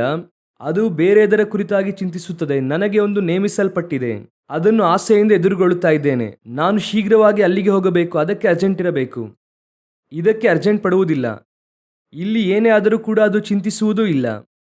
ಮದುವೆಯಾದರೂ ಸರಿ, ಆಗದೇ ಇದ್ದರೂ ಸರಿ. ನಾನು ಎದುರು ನೋಡುತ್ತಾ ಇರುವಂಥ ಮನೆ ಸಿಕ್ಕಿದರೂ ಸರಿ, ಸಿಗದೇ ಇದ್ದರೂ ಸರಿ. ನನ್ನ ಆಸೆಯು ಸಂಪೂರ್ಣವಾಗಿ ಯಾವುದರ ಕುರಿತಾಗಿರುತ್ತದೆ ಗೊತ್ತಾ? ದೇವರು ನನಗೆ ಅಳಿವಿಲ್ಲದೆ ಇರುವ ಶರೀರವನ್ನು ಇಟ್ಟಿದ್ದಾರೆ, ನನಗೆ ಒಂದು ರಾಜ್ಯವನ್ನು ಕಟ್ಟಿದ್ದಾರೆ, ನನಗೆ ಒಂದು ವಾಸಸ್ಥಾನವನ್ನು ಇಟ್ಟಿದ್ದಾರೆ, ನನಗೆ ಅಲ್ಲಿ ನಾಶನವಿಲ್ಲ. ಅದರ ಮೇಲೆ ಆಸೆ ಬರುತ್ತದೆ ಜೀವಕ್ಕೆ. ಅರ್ಥವಾಗುತ್ತಿದೆಯಾ? ಈ ಜೀವವು ಅದನ್ನು ಬಯಸುತ್ತಾ ಇದೆಯಾ, ಇದನ್ನು ಬಯಸುತ್ತಾ ಇದೆಯಾ? ಇದನ್ನೇ ಬಯಸುತ್ತಾ ಇದೆ ಅಂದರೆ ನೀವು ಇನ್ನೂ ಕೂಡ ಹೊಸ ಜೀವಕ್ಕೆ ಬಂದಿಲ್ಲ ಎಂಬುದಾಗಿ ಅರ್ಥ. ಯಾಕಂದ್ರೆ ನೀವೇ ಏನು ಅರಿಕೆ ಮಾಡುತ್ತೀರಾ ಗೊತ್ತಾ? ನಾನು ಸಾಯುವಷ್ಟರಲ್ಲಿ. ಆದರೆ ಯೇಸು ಏನು ಹೇಳ್ತಾರೆ ಗೊತ್ತಾ? ನೀವು ನಿದ್ರೆ ಹೊಂದುವುದಿಲ್ಲ. ದೇವರು ಹೇಳುತ್ತಾರೆ ನೀನು ಸಾಯುವುದಿಲ್ವಲ್ಲ, ಹಾಗಾದ್ರೆ ಇಲ್ಲಿ ಮರಣ ಬರುತ್ತದಲ್ಲ. ಇದು ಮರಣವೇ ಇಲ್ಲ, ಅದು ಹಳೆಯ ಶರೀರದ ಮರಣ. ಹೊಸ ಜೀವವು ನಿನಗೆ ಕೊಡಲ್ಪಟ್ಟದ್ದಾಗಿದೆ.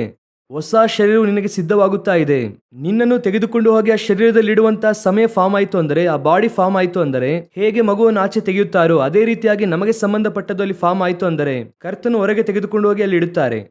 ಅಲ್ಲಿ ಗಂಡಾಗಲಿ ಇಲ್ಲ, ಹೆಣ್ಣಾಗಲಿ ಇಲ್ಲ, ಕೊಳ್ಳುವುದೂ ಇಲ್ಲ, ತೆಗೆದುಕೊಳ್ಳುವುದಿಲ್ಲ. ಆ ಜಗತ್ತು ಬೇರೆ ಒಂದು ಜಗತ್ತು. ಅದನ್ನು ಬಯಸುತ್ತಾ ಇದ್ದೇವಾ? ಅದನ್ನೇ ಪೌಲನು ಹೇಳುತ್ತಾನೆ, ನಾನು ನಿನ್ನನ್ನು ನೋಡಿದ್ದೇನೆ, ಅದನ್ನು ನಾನು ಆಸೆಯಿಂದ ಎದುರುಗೊಳ್ಳುತ್ತೇನೆ. ನಿಜವಾಗಿ ಪರಲೋಕವನ್ನು ನೋಡಿದಂಥ ವ್ಯಕ್ತಿಯು ಭೂಮಿಯಲ್ಲಿ ಯಾವುದರ ಕುರಿತಾಗಿಯೂ ಕೂಡ ಅವನು ಆಸೆ ಪಡುವುದೇ ಇಲ್ಲ. ಅವನಿಗೆ ಭೂಮಿಯ ಮೇಲೆ ಆಸೆ ಬರುವುದೇ ಇಲ್ಲ. ಯಾಕೆ ಬರುವುದಿಲ್ಲ ಗೊತ್ತಾ? ಅವನು ನೋಡಿದಂಥದ್ದು ಇದೆಲ್ಲದಕ್ಕಿಂತಲೂ ಕೂಡ ಈ ಭೂಮಿಯು ಹೆಚ್ಚು ಕಮ್ಮಿ ನಮ್ಮ ಲೆಕ್ಕದ ಪ್ರಕಾರ ಜೀವ ಉಂಟಾಗಿ 6,000 ವರ್ಷಗಳಾಗಿದೆ. ನಾಶನಕರವಾಗಿದೆ. 6,000 ವರ್ಷಗಳಿಂದ ಭೂಮಿ ಹೇಗಿದೆ? ನಾಶನಕರವಾಗಿದೆ. ಈ ನಾಶವಾದ ಭೂಮಿಯನ್ನು ಪರಲೋಕದೊಂದಿಗೆ ಕಂಪೇರ್ ಮಾಡುವುದಾದರೆ ಪರಲೋಕವು ಲಕ್ಷ, ಕೋಟಿ, ಟ್ರಿಲಿಯನ್ಗಿಂತಲೂ ಕೂಡ ಬಹಳ ಉನ್ನತವಾದದ್ದು, ಅಷ್ಟು ಸುಂದರವಾದದ್ದು. ಅದನ್ನು ಒಬ್ಬ ವ್ಯಕ್ತಿಯು ನೋಡ್ದ ಅಂದರೆ ಇದರ ಮೇಲೆ ಅವನಿಗೆ ಆಸೆಯು ಬರುವುದೇ ಇಲ್ಲ.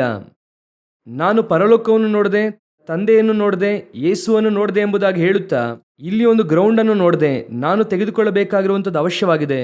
ಈ ಗ್ರೌಂಡನ್ನು ತೆಗೆದುಕೊಳ್ಳುವುದಕ್ಕಾಗಿ ಪ್ರಾರ್ಥಿಸಿ ಅಂದರೆ ಇವನು ಗ್ರೌಂಡನ್ನು ಮಾತ್ರ ನೋಡಿದ್ದಾನೆ, ತಂದೆಯನ್ನು ನೋಡಿದಂಥವನು ಅಲ್ಲ. ಅವನು ಯೇಸುವನ್ನು ನೋಡಿದಂಥವನಲ್ಲ. ಯೇಸುವನ್ನು ನೋಡಿದಂಥವನಿಗೆ ಈ ಗ್ರೌಂಡ್ ಮೇಲೆ ಅವನಿಗೆ ಆಸೆಯೂ ಬರುವುದಿಲ್ಲ. ಹಾಗಾದರೆ ಅವಶ್ಯವಿಲ್ಲ. ಅವಶ್ಯವಾದರೆ ಈ ಭೂಮಿಯು ಭೂಮಿಗೆ ಸಂಬಂಧಪಟ್ಟಂಥದ್ದು ದೇವರದ್ದು. ನಮಗೆ 6ಕ್ಕೆ 4 ರೆಡಿ ಮಾಡಿದಂಥ ದೇವರು 60ಕ್ಕೆ 40 ರೆಡಿ ಮಾಡುವುದಿಲ್ವಾ? ಇವತ್ತು 6ಕ್ಕೆ 4 ರೆಡಿಯಾಗಿದೆ ಅಲ್ವಾ? 60ಕ್ಕೆ 40 ಕೂಡ ಅವರೇ ಕೊಡುತ್ತಾರೆ. 600ಕ್ಕೆ 400 ಬೇಕಾದರೂ ಕೊಡುತ್ತಾರೆ. ಆದರೆ ನನ್ನ ದೃಷ್ಟಿಯು ಯಾವುದರ ಮೇಲೆ ಇರಬೇಕು ಗೊತ್ತಾ? ದೇವರ ಮೇಲೆ ಇರಬೇಕು. ನನ್ನ ಆಸೆಯು ಅದರ ಮೇಲೆ ಇರಬೇಕು. ಅದನ್ನೇ ನಾನು ಬಹಳ ಆಸೆಯಿಂದ ಎದುರುಗೊಳ್ಳುತ್ತಾ ಇದ್ದೇನೆ. ನನಗೆ ಒಂದು ನೇಮಿಸಲ್ಪಟ್ಟಿದೆ. ಯಾಕೆ? ನಾಶನವಾಗುವಂಥ ಇದು ನಾಶನವಾಗದೇ ಇರುವಂಥದ್ದನ್ನು, ಸಾಯುವಂತಹ ಇದು ಸಾಯದೇ ಇರುವಂಥದ್ದನ್ನು ಧರಿಸಿಕೊಳ್ಳುತ್ತದೆ. ಅದರ ಕಡೆಗೆ ನಾನು ಓಡುತ್ತಾ ಇದ್ದೇನೆ. ಈಗ ಯೋಚಿಸಿ ನೋಡಿರಿ, ನೀವೊಂದು ಬಾಡಿಗೆ ಮನೇಲಿ ಇದ್ದೀರಾ. ಅದು ಒಂದು ಸಾಧಾರಣವಾದ ಸಿಂಗಲ್ ಬೆಡ್ರೂಮ್ ಎಂಬುದಾಗಿ ಇಟ್ಟುಕೊಳ್ಳಿ. ನೀವು ಅದರಲ್ಲಿ ಇದ್ದೀರಾ. ಆ ಸಿಂಗಲ್ ಬೆಡ್ರೂಮಲ್ಲಿ ಎಲ್ಲ ವ್ಯವಸ್ಥೆಯೂ ಇದೆ. ಗಂಡ ನಿಮ್ಮ ಹತ್ರ ಬಂದು ಹೇಳುತ್ತಾರೆ, ಅಮ್ಮ ನಿನಗೋಸ್ಕರವಾಗಿ ನಾನು ಬೆಂಗಳೂರು ಆಚೆ ಔಟರ್ನಲ್ಲಿ ದೊಡ್ಡ ಜಾಗದಲ್ಲಿ ಒಂದು ಮನೆಯನ್ನು ಕಟ್ಟುತ್ತಾ ಇದ್ದೇನೆ. ಸುತ್ತಲೂ ತೋಟ ಮಾಡಿದ್ದೇನೆ, ಸ್ವಿಮ್ಮಿಂಗ್ ಪೂಲ್ ಇದೆ, ಒಳಗಡೆ ಎಲ್ಲ ಹೊರದೇಶದಿಂದ ತಂದು ಹಾಕಿದ್ದೇನೆ. ಆ ಅಮ್ಮ ಕೇಳುತ್ತಾರೆ, ಯಾವಾಗಲೂ ನಮ್ಮನ್ನು ಅಲ್ಲಿ ಕರ್ಕೊಂಡು ಹೋಗುತ್ತೀರಾ? ಅವರು ಹೇಳುತ್ತಾರೆ, ನಿನ್ನ ಬರ್ತಡೇ ಅಷ್ಟೊತ್ತಿಗೆ ಅದನ್ನು ಕಟ್ಟಿ ಮುಗಿಸುತ್ತೇವೆ, ಅಷ್ಟರಲ್ಲಿ ಹೋಗಿ ತೋರಿಸುತ್ತೇನೆ. ಈಗ ನಿಮ್ಮ ಆಸೆ ಎಲ್ಲ ಯಾವುದರ ಕುರಿತಾಗಿರುತ್ತದೆ? ಅದನ್ನು ನೋಡುವುದರ ಕುರಿತಾಗಿ ತಾನೇ ಇರುತ್ತದೆ. ಯಾವಾಗ ಬರ್ತಡೇ ಬರುತ್ತದೋ, ಯಾವಾಗ ಮನೆಯನ್ನು ನೋಡುತ್ತೇವೋ. ಯಾಕೆ? ನನ್ನ ಹೃದಯ ಸಂಪೂರ್ಣವಾಗಿ ಈಗ ಏನಾಗಿದೆ? ನನ್ನ ಗಂಡನು ನನಗೋಸ್ಕರವಾಗಿ ಕಟ್ಟುತ್ತಾ ಇರುವಂತಹ ಆ ಮಾಳಿಗೆ ಮನೆಯಲ್ಲಿ ಹೋಗಿ, ಸಕಲ ವಸತಿಯಲ್ಲಿ ಸೌಕರ್ಯವುಳ್ಳಂತಹ ಮನೆಯಲ್ಲಿ ಹೋಗಿ ಜೀವಿಸಬೇಕೆಂಬುದಾಗಿ ನನ್ನ ಹೃದಯ ಆಕ್ಯುಪೈ ಆಗಿದೆ. ಆನಂತರವಾಗಿ ಇಲ್ಲಿ ಏನೇ ಕೊಟ್ಟಿದ್ದರೂ ಕೂಡ ನನ್ನ ಹೃದಯ ಅದನ್ನು ಬಯಸುವುದಿಲ್ಲ. ಒಬ್ಬರು ಬಂದು ಹೇಳುತ್ತಾರೆ, ಬಾಗಿಲತ್ರ ಚೆನ್ನಾಗಿ ಸುಂದರವಾಗಿ ಡೆಕೋರೇಟ್ ಮಾಡುವಂತಹ ಒಂದು ಬಲ್ಬ್ ಇದೆ, 2,000 ರೂಪಾಯಿ. ಬೇಡ ಬೇಡ ಬೇಡ. ಯಾಕೆ? ಇನ್ನು 3 ತಿಂಗಳಲ್ಲಿ ತೆಗೆದುಕೊಳ್ಳುತ್ತೇನೆ. ಆ ಮನೆಗೆ ನಮಗೆ ಬೇಕು. ಈ ಮನೆಯಲ್ಲಿ ನಾವು ಹೆಚ್ಚು ದಿನಗಳು ಇರುವುದಿಲ್ಲ. ಯಾಕಂದ್ರೆ ಇದು ಕೇವಲ 3 ತಿಂಗಳಷ್ಟೇನೆ. ಇಷ್ಟಕ್ಕೆ ನಾವು ಇಷ್ಟರ ಮಟ್ಟಿಗೆ ಕಾನ್ಷಿಯಸ್ ಆಗಿ ನಾವು ಆಸೆಯಿಂದ ಇರುತ್ತೇವೆ ಅಂದರೆ 2,000 ವರ್ಷಗಳಿಂದ ದೇವರು ನಮಗೆ ಒಂದು ಮನೆಯನ್ನು ಕಟ್ಟುತ್ತಾ ಇದ್ದಾರೆ, ನಮಗೋಸ್ಕರವಾಗಿ ಕಟ್ಟುತ್ತಾ ಇದ್ದಾರೆ. ನಾವು ಇನ್ನೂ ಕೂಡ ಅದನ್ನು ನೋಡಿಲ್ಲ. ನಮ್ಮ ಮೊದಲಿಂಗನೇ ಅದನ್ನು ಕಟ್ಟುತ್ತಾ ಇದ್ದಾರೆ. ಆದರೆ ಅವರೊಂದನ್ನು ಹೇಳಿದ್ದಾರೆ, ನಿನ್ನನ್ನು ಕರೆಕ್ಟಾಗಿ ನಿನ್ನ ಬರ್ತಡೇ ದಿನದಂದು ನಿನ್ನನ್ನು ಅಲ್ಲಿ ಕರ್ಕೊಂಡು ಹೋಗಿ ಸೇರಿಸುತ್ತೇನೆ ಎಂದು ಹೇಳುತ್ತಾರೆ. ನೀನು ಹೊಸ ಜೀವ ಹೊಂದಿಕೊಳ್ಳುವಾಗ ನಿನಗೆ ಅದು ಸಿಗುತ್ತದೆ ಎಂದು ಹೇಳುತ್ತಾರೆ. ಈಗ ನಮ್ಮ ಆಸೆಯು ಏನಾಗಿರಬೇಕು ಗೊತ್ತಾ? ನಾನು ಅದನ್ನು ಯಾವಾಗ ಹೋಗಿ ನೋಡುತ್ತೇನೆ ಎಂಬುದಾಗಿ ಇರಬೇಕು. ಆ ಆಸೆಯುಳ್ಳಂಥವರಿಗೆ ಇಲ್ಲಿ ಇರುವುದಕ್ಕೆ ಅವರಿಗೆ ಏನು ಅನಿಸುವುದಿಲ್ಲ. ಆ ಒಂದು ಹಿಡಿತ ಬರುವುದಿಲ್ಲ. ಅವಶ್ಯಕತೆ ಇದೆ. 3 ತಿಂಗಳಾದ ನಂತರವಾಗಿ ನನ್ನ ಗಂಡ ಕಟ್ಟಿದ ಮನೆಗೆ ಹೋಗುತ್ತೇನೆ ಎಂಬುದಾಗಿ ಇವತ್ತು ಊಟ ಮಾಡದೇ ಇರುತ್ತೀರಾ? ಅದೇ ರೀತಿಯಾಗಿ ಈ ಭೂಮಿಯಲ್ಲಿ ನೀವಿರುವ ತನಕ ಏನೇನು ಅವಶ್ಯಕತೆಯೋ ಅದನ್ನು ದೇವರು ಕೊಡುತ್ತಲೇ ಇರುತ್ತಾರೆ. ಇದೆಲ್ಲವೂ ಕೂಡ ಇಲ್ಲಿ ನೀಡ್. ನಿಮಗೆ ಹೇಳುತ್ತೇನೆ, ಇದೆಲ್ಲವೂ ಕೂಡ ನೀಡ್ ಅಂದರೆ ಅವಶ್ಯಕತೆ. ಇಲ್ಲಿ ಇರುವಂಥದ್ದು ಯಾವುದು ಕೂಡ ಆಶೀರ್ವಾದವಲ್ಲ, ಅವಶ್ಯಕತೆ. ನಿಜವಾದಂಥ ಆಶೀರ್ವಾದವು ಇನ್ನೂ ಬರಬೇಕಾಗಿರುವಂಥದ್ದಾಗಿದೆ. ಅದುವೇ ಉನ್ನತವಾದ ಆಶೀರ್ವಾದ. ಈಗ ನಾವು ಆಶೀರ್ವಾದಕ್ಕಾಗಿ ಹುಟ್ಟಿದ್ದೇವೆ. ಇದು ಯಾರಿಗೆ ಸಿಗುತ್ತದೆ? ಹೊಸ ಜೀವ ಉಳ್ಳವನಿಗೆ ಆ ಬಾಡಿ ಸಿಗುತ್ತದೆ. ಹೊಸ ಜೀವ ಬಂದರೆ ಆ ಬಾಡಿ ಫಾರ್ಮ್ ಆಗುತ್ತದೆ. ಜೀವವೇ ಇಲ್ಲದೆ ಬಾಡಿ ಫಾರ್ಮ್ ಆಗಿ ಪ್ರಯೋಜನವಿಲ್ಲವಲ್ಲ. ಅವ್ರು ಏನು ಹೇಳ್ತಾರೆ ಅಂದರೆ, ಸರಿಯಾಗಿ ಹಾರ್ಟ್ ಬೀಟೇ ಇಲ್ಲ ರೀ, ಸುಮ್ಮನೆ ನೀವೇನು ಮಾಡಿ ರಿಮೂವ್ ಮಾಡುತ್ತೀರಾ? ಹೊಟ್ಟೆಯೊಳಗೆ ಇದ್ದರೆ ಬಹಳ ಕಷ್ಟ. ನಿಮ್ಮ ದೇಹವನ್ನು ಕೆಡಿಸುತ್ತದೆ. ಜೀವ ಇಲ್ಲ. ಆ ಜೀವ ಬಂದರೆ ಮಾತ್ರವೇ ನಿಮ್ಮ ಬಾಡಿಗೆ ಮರ್ಯಾದೆ. ಜೀವ ಬಂತು, ಹಾಗಾದರೆ ಜೀವ ಬಂದಿದ್ದೆಲ್ಲ ಕೊಡುತ್ತೀರಾ? ಇಲ್ಲ. ಆ ಬಾಡಿ ಫುಲ್ಫಿಲ್ ಆಗುತ್ತದೆ. ಎರಡು ಕೂಡ ಒಟ್ಟಾಗಿ ಸೇರಿ ಒಂದು ದಿನ ಆ ಮಗು ಆ ಶರೀರದಿಂದ ಆಚೆ ಬರುತ್ತದೆ. ಆಗ ಅದು ನೋಡುವುದಕ್ಕೆ ಆ ತಂದೆ ತಾಯಿಯ ಸ್ವಾರೂಪ್ಯದಲ್ಲಿರುತ್ತದೆ. ಅದೇ ರೀತಿಯಾಗಿ ನೀವು ಹಾಗೂ ನಾನು ಹೊಸ ಜೀವವನ್ನು, ಹೊಸ ಸ್ವಾರೂಪ್ಯವನ್ನು ಹೊಂದಿ ನಾವು ಕ್ರಿಸ್ತನಲ್ಲಿ ಹುಟ್ಟಿ ಆಚೆ ಬರುವಾಗ ಆ ತಂದೆಯ ಸ್ವಾರೂಪ್ಯವು ನಮ್ಮಲ್ಲಿ ಕಾಣಲ್ಪಡುತ್ತದೆ. ನಾವು ಅದಕ್ಕೆ ಸಿದ್ಧರಾಗಿದ್ದೇವಾ? ಇದು ನಿಮ್ಮಲ್ಲಿ ಬಂದಿದೆಯಾ? ಇನ್ನು ಹಳೆಯ ಸ್ವಾರೂಪ್ಯದ ಮೇಲೆ ಆಸೆ ಇದೆಯಾ? ಇನ್ನೂ ಕೂಡ ಅದನ್ನೇ ಬಯಸುತ್ತಾ ಇದ್ದೀರಾ? ಅವರ ಹಾಗೆ ಐಶ್ವರ್ಯವಂತನಾಗಬೇಕು, ಇವರ ಹಾಗೆ ಶ್ರೀಮಂತನಾಗಬೇಕು, ಅವರ ಹಾಗೆ ಮನೆ ಕಟ್ಟಬೇಕು, ಇದೇ ರೀತಿಯಾಗಿ ಒಂದು ಕಾರ್ ತೆಗೆದುಕೊಳ್ಳಬೇಕು, ಅದೇ ರೀತಿಯಾಗಿ ಒಂದು ಚರ್ಚ್ ಕಟ್ಟಬೇಕು, ಅದೇ ರೀತಿಯಾಗಿ ಒಂದು ಗ್ರೌಂಡ್ ತೆಗೆದುಕೊಳ್ಳಬೇಕು, ಇದೇ ರೀತಿಯಾಗಿ ತೋಟ ತೆಗೆದುಕೊಳ್ಳಬೇಕು, ಅದೇ ರೀತಿಯಾಗಿ ಒಂದು ಡ್ರೆಸ್ ತೆಗೆದುಕೊಳ್ಳಬೇಕು, ಸಾಯುವಷ್ಟರಲ್ಲಿ ಹೇಗಾದರೂ ಚಿನ್ನಾಭರಣಗಳನ್ನು ತೆಗೆದುಕೊಂಡು ಹಾಕಿಕೊಳ್ಳಬೇಕು, ಸಾಯುವಷ್ಟರಲ್ಲಿ ಒಂದು ಸೆಲ್ ಫೋನ್ ತೆಗೆದುಕೊಳ್ಳಬೇಕು. ಇನ್ನೂ ಕೂಡ ನಿನಗೆ ಹಳೆಯ ಸ್ವಾರೂಪ್ಯ. ಹಾಗಾದ್ರೆ ಇದರ ಕುರಿತು ಆಸೆ ಪಡಬಾರದಾ? ಅದರದರ ಕಾಲದಲ್ಲಿ ನಿನಗೆ ಬೇಕಾದದ್ದೆಲ್ಲವೂ ಕೂಡ ಸರಿಯಾಗಿ ಕೊಡಲ್ಪಡುತ್ತದೆ. ದೇವರು ಕೊಡುತ್ತಾರೆ. ನೀವು ಮಗುವಾಗಿದ್ದಾಗ ಯಾವ ಡ್ರೆಸ್ ಕೊಡಿಸಿದ್ರು ನಿಮಗೆ? ಯಾವ ಶರ್ಟ್ ಕೊಡಿಸಿದ್ರು? ಯಾರಾದರೂ 44 ಸೈಜ್ ಶರ್ಟ್ ಕೊಟ್ರಾ ನಿಮಗೆ? ನಿಮ್ಮನ್ನು ನೋಡುವುದಕ್ಕೆ ಬಂದವರು 44 ಸೈಜ್ ಶರ್ಟ್ ಕೊಟ್ರಾ? ಕೊಡಲಿಲ್ಲ ತಾನೇ. ಅವರಿಗೆ ಗೊತ್ತು ತಾನೇ, ಈ ಮಗುವಿಗೆ ಇದನ್ನು ಹಾಕಿದ್ರೆ ಮಾತ್ರನೇ ಸರಿಯಾಗಿರುತ್ತದೆ, ಸ್ವಲ್ಪ ಚಿಕ್ಕದಾಗಿರುತ್ತದೆ, ಸ್ವಲ್ಪ ದೊಡ್ಡದಾಗಿರುತ್ತದೆ, ಅಷ್ಟೇನೆ. ಆಗ ನಿಮಗೆ ಶರ್ಟನ್ನು ಕೊಟ್ಟಂತಹ ದೇವರು ಈಗ ನೀವು 40-42 ಸೈಜ್ ಶರ್ಟ್ ಹಾಕುತ್ತೀರಾ? ಇಲ್ಲಿಯ ತನಕ ಶರ್ಟನ್ನು ದೇವರು ಕೊಡುತ್ತಾ ಇದ್ದಾರಾ ಇಲ್ವಾ? ಇಷ್ಟೆಲ್ಲವನ್ನು ಕೂಡ ನಿಮಗೆ ಕೊಟ್ಟಂತಹ ದೇವರಿಗೆ, ಪರಲೋಕದಲ್ಲಿ ನಿಮಗೆ ಕೊಡುವಂಥದ್ದೆಲ್ಲವೂ ಕೂಡ ಆತನಿಗೆ ಗೊತ್ತು. ಭೂಮಿಯಲ್ಲಿ ಏನು ಕೊಡಬೇಕೆಂದು ಆತನಿಗೆ ಗೊತ್ತು. ನಿಮಗೆ ಏನು ಅವಶ್ಯಕತೆ ಎಂಬುದಾಗಿ ನಿಮ್ಮ ಪರಮ ತಂದೆಯು ಮುಂಚಿತವಾಗಿ ಅರಿತಿದ್ದಾರೆ. ನಾನು ಧೈರ್ಯವಾಗಿ ನಿಂತು ಸಾಕ್ಷಿಯನ್ನು ಹೇಳುತ್ತೇನೆ. ನಾನು ಈ ಸೇವೆಗೆ ಬರುವಾಗ ಕೋಲಿನೊಂದಿಗೂ ಅಲ್ಲ, ಬರೀ ಕೈಯಿನಿಂದಲೇ ನಾನು ಈ ಸೇವೆಗಾಗಿ ಬಂದೆ. ಕೆಲಸವನ್ನು ಬಿಟ್ಟು ಬರುವಾಗ ನಾನು ನನ್ನ ಹೆಂಡತಿ ಮಗಳು ಬಂದೆವು. ದೇವರು ಹೇಳಿದ್ರು, ನೀನು ಹೋಗು, ನಾನು ನೋಡಿಕೊಳ್ಳುತ್ತೇನೆ ಅಂದರು. ಮತ್ತೆ ಮತ್ತೆ ಕೇಳಿದೆ, ದೇವರೇ, ನಾನು ತೆಗೆದುಕೊಳ್ಳುತ್ತಾ ಇದ್ದಂಥ ಸಂಬಳದಲ್ಲಿ ಅರ್ಧದಷ್ಟಾದರೂ ಸಿಗಬೇಕಲ್ಲ, ನನ್ನ ಕುಟುಂಬವನ್ನು ನಡೆಸಬೇಕಲ್ಲ. ದೇವರು ಹೇಳಿದ್ರು, ನೀನು ಹೋಗು, ನೋಡಿಕೊಳ್ಳುತ್ತೇನೆ. ನಿಮಗೆ ಗೊತ್ತಾ, 11 ತಿಂಗಳು ನನಗೆ ಸೇವೆಯೇ ಇರಲಿಲ್ಲ. 11 ತಿಂಗಳು ನನಗೆ ಸೇವೆ ಇರಲಿಲ್ಲ. ದೇವರು ಹೇಳಿದ್ರು, ನೀನು ಹೋಗಿ ಪ್ರಾರ್ಥನೆ ಮಾಡು ಎಂದು. ಆದರೆ ಆ 11 ತಿಂಗಳು ಕೂಡ ದೇವರೇ ನನ್ನನ್ನು ಪೋಷಿಸಿದರು. ದೇವರು ನನಗೆ ಹೇಳಿದ್ದು ಒಂದೇ, ಯಾರ ಬಳಿಯಲ್ಲೂ ಕೂಡ ಕೇಳಬಾರದು, ಏನನ್ನು ಮಾಡಬಾರದು. ಮೊಣಕಾಲೂರಿ ಪ್ರಾರ್ಥಿಸು, ಅದು ಮಾತ್ರವೇ ನೀನು ಮಾಡಬೇಕಾದದ್ದು. ಒಬ್ಬರ ಬಳಿಯಲ್ಲೂ ಕೂಡ ಕೇಳಿದ್ದೇ ಇಲ್ಲ. ದೇವರ ಬಳಿ ಮೊಣಕಾಲೂರಿ ಪ್ರಾರ್ಥಿಸಿದ್ದೇನೆ ಅಷ್ಟೇ. ಆದರೆ ದೇವರ ಕೃಪೆಯಿಂದ ಈ 20 ವರ್ಷಗಳ ಕಾಲದಲ್ಲಿ ಸರಿಯಾಗಿ ನನ್ನನ್ನು ನಡೆಸಿಕೊಂಡು ಬಂದದ್ದಕ್ಕೆ ಆತನು ಶಕ್ತನಾಗಿದ್ದಾನೆ. ನಾನು ಬರಿಗೈಯಲ್ಲಿ ಬಂದೆ. ನನಗೆ ಏನು ಅವಶ್ಯಕತೆಯೋ ದೇವರು ಅದನ್ನು ಕೊಡುತ್ತಲೇ ಬರುತ್ತಿದ್ದಾರೆ.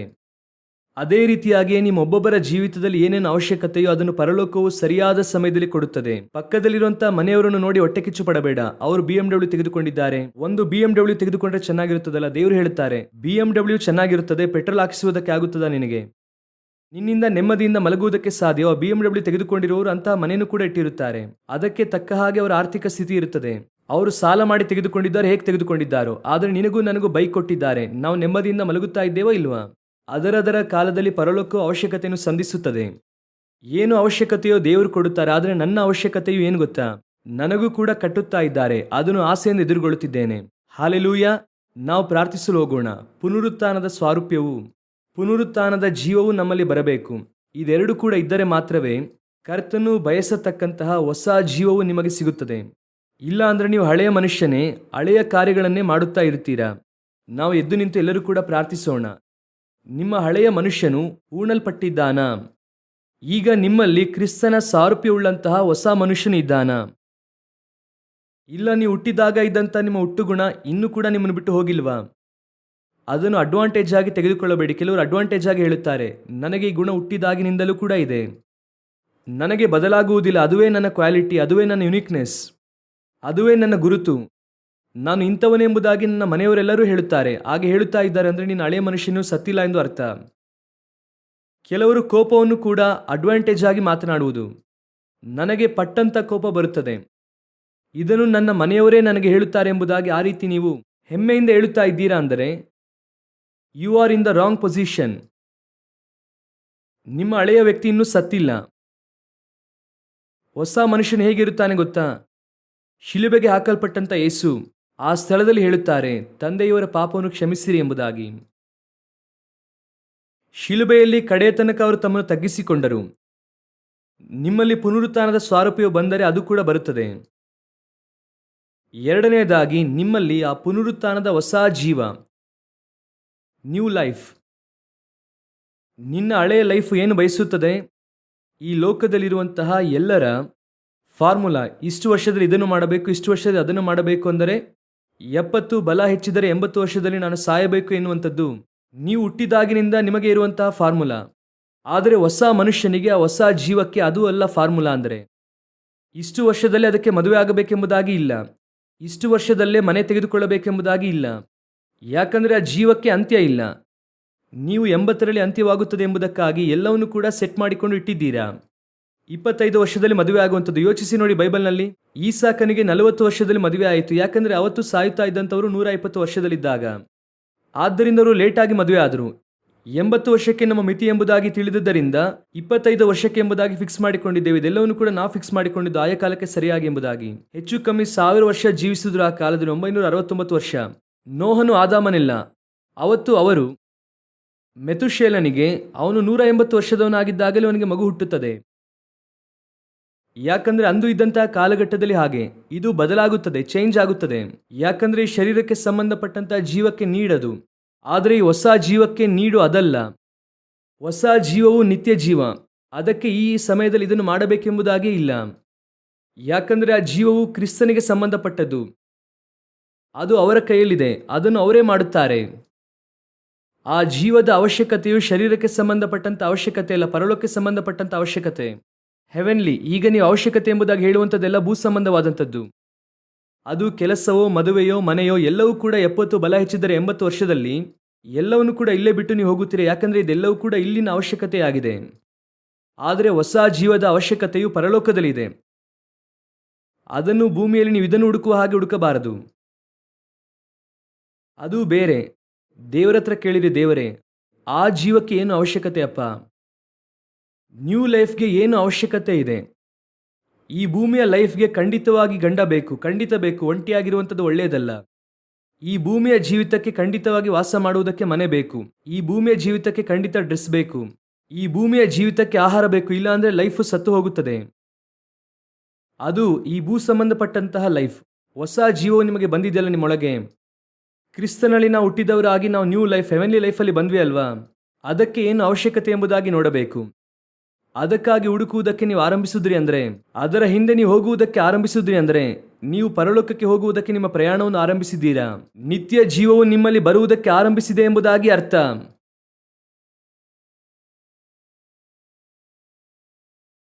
Thank you Jesus.